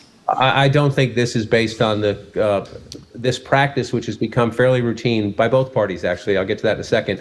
I don't think this is the attorney general in these states says, all right, let's look at the demographics of Arkansas, for example, and let's think about this to our people. Maybe we should take a poll. Do our people want us to fight this? That's not what's happening. What you've seen increasingly now in our polarized politics is when a Democrat is president, that Republican attorneys general in red states sue their policies. But Democratic attorney generals also did this. Democratic attorneys general also did this during the Trump administration as well, suing his policies. It's just become a part of our politics, if you will, that state attorneys general of the opposite party of the presidents carry on some of the big policy disagreements for their party. It's just go back and look at the last 10 years of American life, and that's just a fact on big questions. One of the things we did not have on our list for you today, but since you both mentioned the term attorney general repeatedly, it just reminded me of what we didn't put on the list, was the story that appeared this week of the former Attorney General of Arizona deep-sixing a report that refuted all of Trump's lies about the election having been stolen. So is that all there is, in the words of Peggy Lee? Is that it? He's caught, he retires to the dreaded private sector, and we move on? I mean, is that it? Well, who knows if he wants to plot a comeback at some point. But again, Jim, so there's the opportunity. Right. In my view, that's the opportunity. As someone who's made a lot of mistakes in life, right, and who believes and is grateful for second and third and fourth chances. Imagine if he had come forward and said, I asked my staff to look into this, and guess what? I was wrong. I was wrong. Yeah. I really believed this. Mm-hmm. And I had my staff look into it, and look what they found. I was wrong. I think people would give you such enormous grace if you did that. So do I. I think people would say, okay, all right, good for you. Good for you. You had an open mind. You actually rethought, took a third and a fourth and a fifth look at something that's critically important to the future of our democracy. Instead, they deep six it, to use your term, and hope if there's a campaign down the road that everybody forgets about it. So, John King, a lot of reporting about Nikki Haley's thrown her hat into the ring, talking about how Republicans have lost the popular vote last 7 or 8 presidential elections, how they need to change that around. I read a story this morning that was saying Republicans are realizing that Trump was not helping them in terms of the most recent elections, that they need to find a way to attract independents. And that all sounded great, except when you look at some of the policies that I guess their chief guy at the moment, if it's not Trump, Ron DeSantis is pushing. It's kind of this anti-trans obsession, anti-gay obsession, these crazy things that are coming out of Florida, these kind of wedge issue, social issue things. So I don't know. I mean, I don't know if they're going to get independents being anti-abortion, anti-climate, anti-gun regulation, all those things. I think it's going to be fascinating when we get the full field, right? Because DeSantis is different from Trump in that he's younger generationally. Many of his policies are much the same. And like Donald Trump, Ron DeSantis is not a free market conservative. He used to be. When Ron DeSantis came to the House, more of a Tea Party guy, he was more, nobody's pure in either party, but he was more of a free market conservative. Now he wants to use the power of government to punish Disney, the power of government to write the school curriculum, the power of government to go after, trans Americans or gay Americans and the like. That's not a free market conservative, or that's not a libertarian view, which is where, so what happens if you get a Chris Sununu and a Donald Trump and a Ron DeSantis? Nikki Haley, to me, is trying to straddle both camps right now, and I don't know that you can pull that off. If you can be, we don't need Donald Trump, but I love most of Trump's policies. I don't know if you can pull that off, but Asa Hutchinson, the former governor of Arkansas, there are some people like a Asa Hutchinson, like a Chris Sununu, who a lot of people are laughing at me. There's no way they can win a Republican nomination. That may well be true. I keep an open mind about anything. I think we've had so much turmoil and boiling water in our politics the last 10, 15 years, just who knows what's going to happen. But I do think the first debate is supposed to be in August.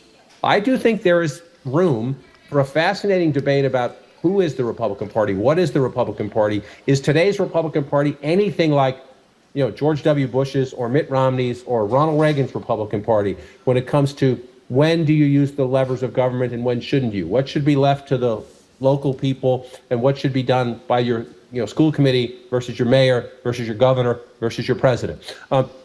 There's a huge debate happening among these different Republicans about the role of government and where the party should go. And I would argue that Ron DeSantis is not a, free market conservative in his current form. Pick up his book and read it, his new book. That doesn't mean he won't be the Republican nominee. And parties change. This is how parties change through presidential election cycles. So maybe they're rewriting a new Republican Party that's not the one I grew up covering. But I think there's room for a fascinating debate. We just have to get more candidates in to the ring and then let them have it. Hey, John, we're over time, but very quickly, when you mentioned these first debates scheduled for August, the head of the RNC has said it's likely that one of the conditions for involvement is you have to pledge in advance you'll support whoever the nominee is, which Trump appears unwilling to do. I think his attitude I saw on CNN was, we'll have to see who the nominee is, which sort of, undercuts the whole premise. Would they have the courage to bar a Donald Trump from a Republican presidential debate if he refused to take a pledge? I don't think he will. After she said that on CNN Sunday, Trump's campaign did say, of course, he would sign that pledge because he is going to be the nominee. Applaud his confidence, I guess. But look, Jim, you can also see Donald Trump, whether you have to sign in blood or not, I don't know. But you could see Donald Trump taking the pledge, and then if it's not him saying, they cheated me. Right? Would it be the first time Donald Trump said, they cheated me? Okay. John, it's great to see you as always. Be well, John King. Thank you very much, John King. We've been speaking with CNN's chief national correspondent. John King is the host of Inside Politics, which you can see every weekday at noon on, of course, CNN. Okay, up next. Jim has taken up pickleball. Oh, yeah. And we're going to ask you if you, too, are a victim of pickleball derangement syndrome. Beth Teitel wrote another great piece in the Globe about this today. Symptoms of pickleball derangement syndrome include spending inordinate amounts of cash on new attire, especially for the pickleball court, fighting over your local NIMBYs with your local NIMBYs for more pickleball courts, and a lot more. We're going to open the lines to hear from you. Has a loved one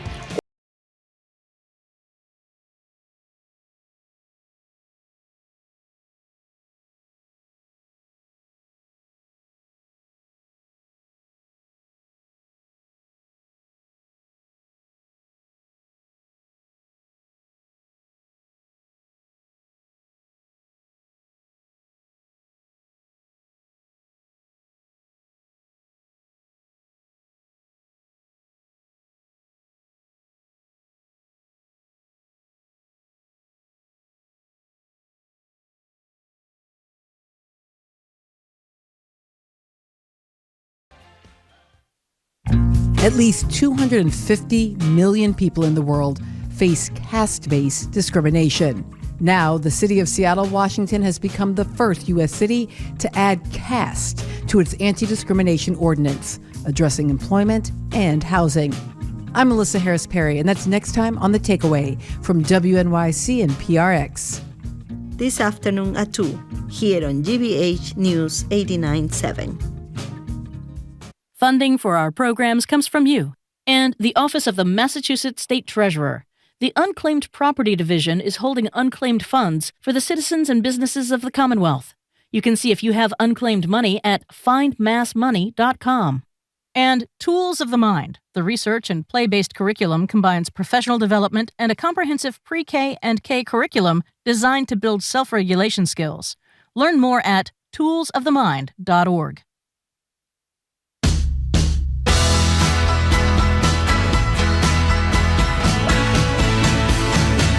Welcome back to Boston Public Radio. Jim Browdy and Marge Regan live at the Boston Public Library, streaming online at youtube.com/GBH News and facebook.com/GBH News. A little bit of a change of pace. You looking for a casual, fast-growing sport to spend your free time?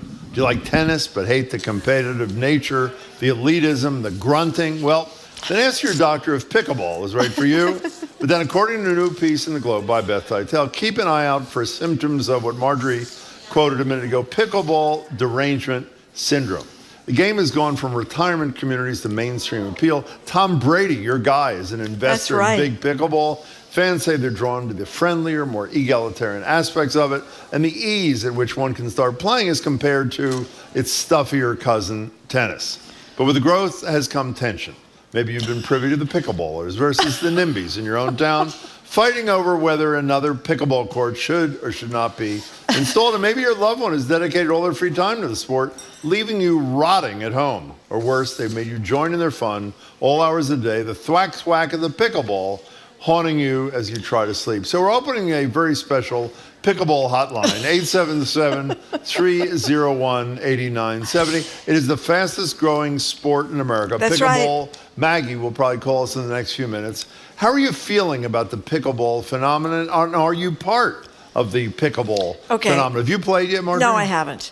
People are flying to pickleball camps. They're joining multiple pickleball leagues. Beth Teitel's story starts with this woman named Karine Marino, who played pickleball for 4 hours, 8 till midnight on a recent Monday night, drove home to Bedford, took a shower, set her alarm for 5 o'clock, and drove back to the same indoor court for her 6:30 game. And she said, you know what, I don't do it that much. Just once or twice a week does she play like 6 hours of pickleball in a row.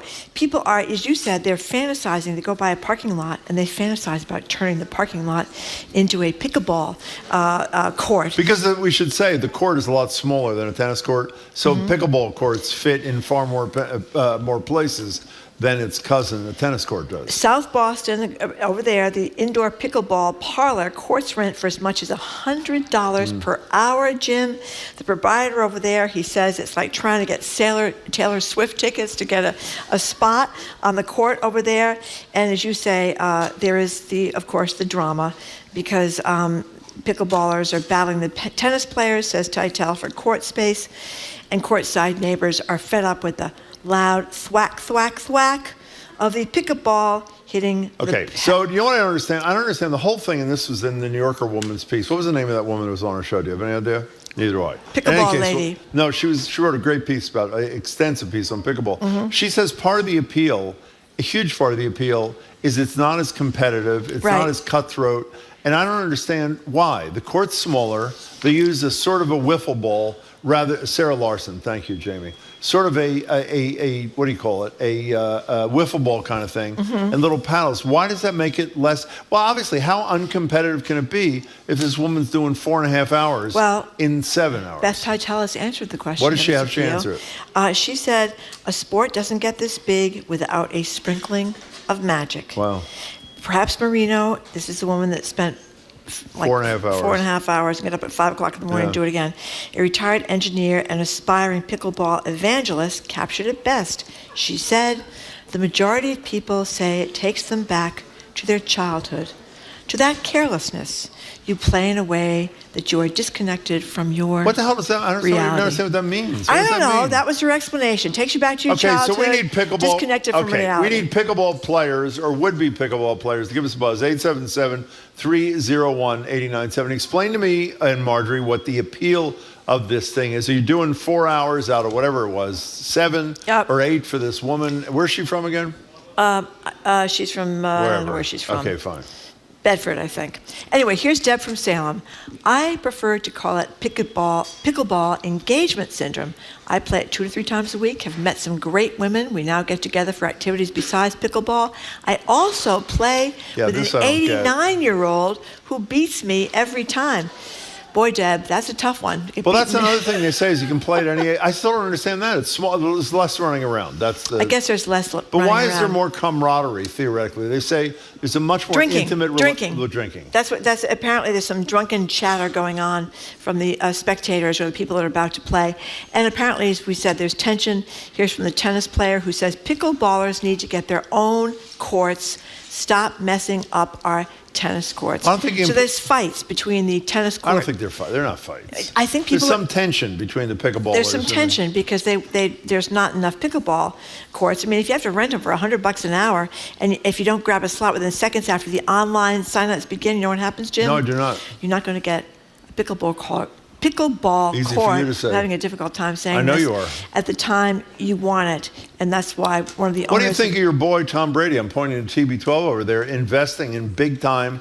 I don't know if it's professional or high level pickleball. What do you think of that? Well, it's not just Tom Brady; it's also LeBron James. Yeah. And the thinking is that this sport could go to the 2028 Summer Olympic Games in Los Angeles. It's not going to. And the reason that Tom Brady and LeBron James are investing in it is that by 2030, pickleball is projected to attract an estimated 40 million players across the globe. By whom? I don't know, the Pickleball Association. Best makers. You know, the problem is, one of the things they say in all these articles, I think Beth said it too, we'll get your calls in 10 seconds here, is that it's the fastest growing sport. But when you're coming from, lacrosse used to be the fastest growing sport in America. You know why it was the fastest growing sport? Why? Because at the beginning, nobody played it. And same with pickleball. Jim, nobody 89 years old is going to be able to play lacrosse. That's a good point. Let's go to Colin in South Boston. You're on Boston Public Radio on the Pickleball Hour here on whatever the show is, Boston Public Radio. Hey there. Hello. How are you folks? Hi, Fine. very well, thank you Sound for calling. pretty happy. Oh, it is such a pleasure that you bring this up. I recently have taken to pickleball. Oh, My great. roommate and I, who recently moved to South Boston, Yeah. are tennis transplants to the pickleball game. So we are naturally hated by true pickleballers because of our tennis court style on the pickleball court. You know, but yeah, go ahead.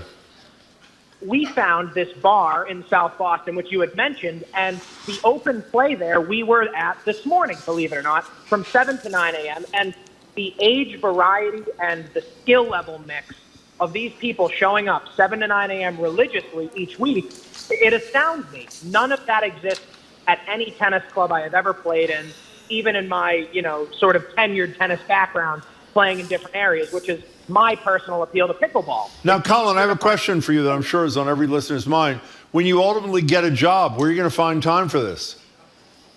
Well, you make a very good point. Thank you. I have the great benefit of, tennis courts lined for pickleball right outside my house with lights, or outside my apartment, rather. And many a time has the sound drawn the neighbors out, who are not necessarily angry, but confused as to what the heck we're doing.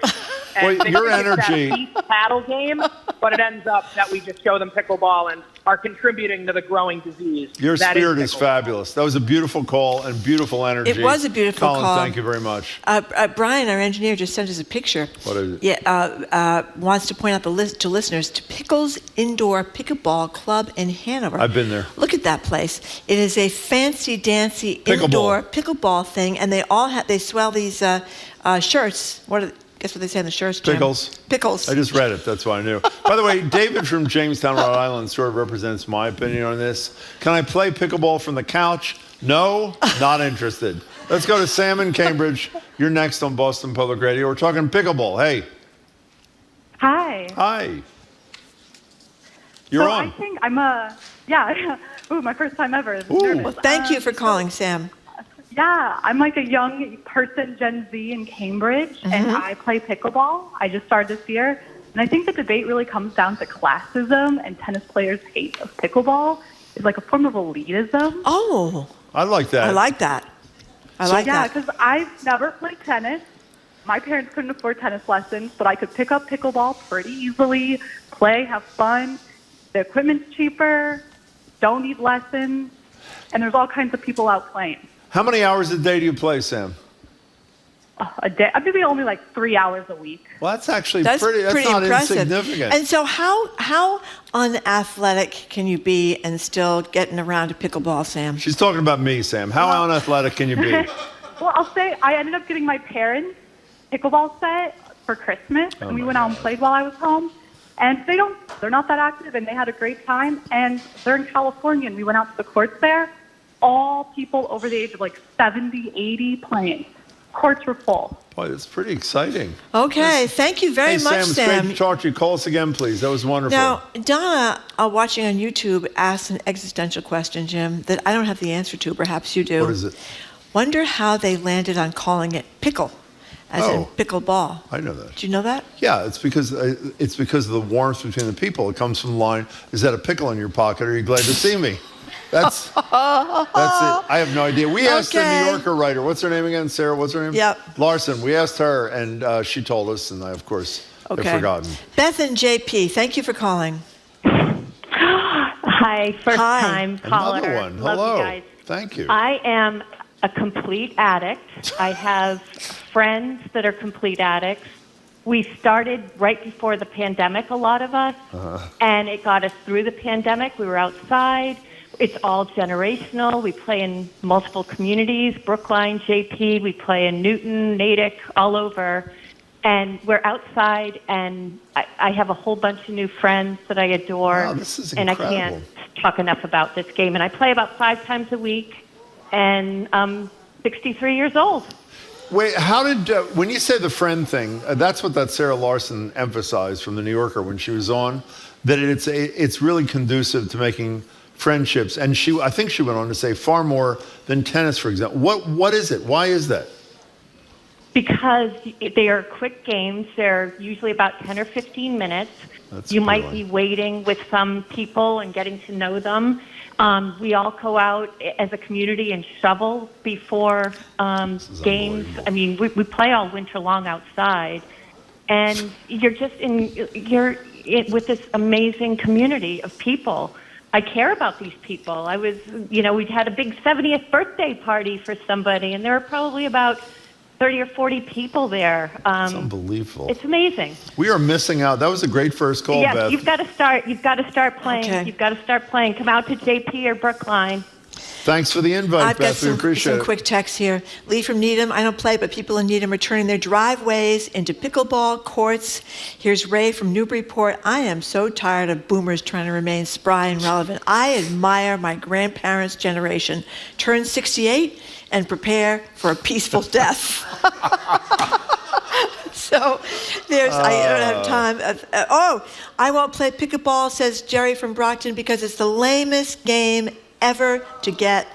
It's because it's the lamest game never to get a cooler name. Oh, there you go. Or something like that. Anyway, I think I goofed that up. Sorry, Jerry.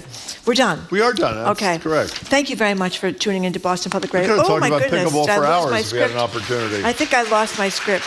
You may have to do the out That was here, for Jim. you losing your script, Marjorie. Yeah, I They're lost. What did I applauding. do with it? It was under here. No, I'm not helping you out. Okay. Okay, Well, there's thank 1 you minute very and much. 45 seconds left in the show. Yep. Marjorie has lost her script. I've lost my script. She has no idea who to thank. I don't know. She has no idea who's coming on tomorrow. But I'll I give you can a hint. say I'll give you a thank you hint. for listening to She Boston worked Public for Radio. Barack Obama. Oh, Juliet Keim is going to be with us tomorrow. That's She's right. with us. She's going to be Thank with you us very tomorrow. And we Who thank works you. on the show again? Well, Who's the lead producer? Jane Bologna. He's right over there. There he is. Let's hear it for Jane Bologna right there. Thank you. You can read the end. I don't have my script either. You don't have your Let script me just either? say, I can tell you, we have a lot of really Zoe nice Matthews, people who work on the show. Nicole Garcia. That work really hard. Hannah Loss. Hannah Loss, Yep. thank you very much. Brian Bell is on the boards for us today. John Parker. Yep. We had the crew down here at the Boston Public Library of Evelyn Brito. I never met any Who of else these do we have people. today? I don't know who They're anybody hiding. is. Aiden Connolly. Aiden Conley. Who else He works is there? on the show? Who else are we missing? Oh, thank you. here's the crew, but unfortunately I can't see it. Okay, there we go. Okay. Andy Borowitz works on the show. No, Yep. he doesn't work on the show. He's on the show Thanks to the tomorrow. BPL team, Evelyn This Brito is and Steve Baracci. Yeah, I don't know You're what really I do in my scoop. I'm unprofessional. unprofessional. You know I that? absolutely You really am. are. But anyway, and we're also going to have El Simone Scott of America's Test Kitchen about those great board Boards, dishes that yeah. she does. And the great Ray Angry of the Roots going to be here as well tomorrow. So sorry about that. Jim, nice to see you. You talking about me? Yep. No, Hope nice to hope see you you too. feel better. Hope you feel better. I'm getting there. Okay, I am Marjorie Egan. I am Jim Browdy. And thanks again for tuning in today. Thanks to the Happy people that came pickleball, down to the everybody. library. Happy pickleball. Yep, have a great day and hope you can tune in tomorrow. Bye.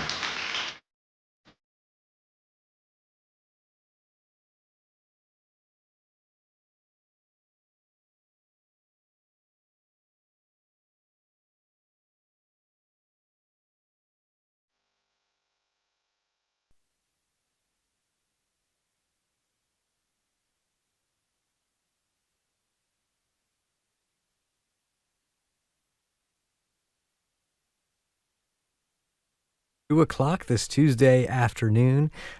I am Greg Farisi. I forgot who I am. I'm Greg Farisi. Thanks for spending time with me today. Here, I've got later on Vivaldi's Concerto for Two Guitars, also the Roman Carnival Overture by Berlioz, and Schubert's First Symphony on the way. But first, here's Falconieri's Passacaglia.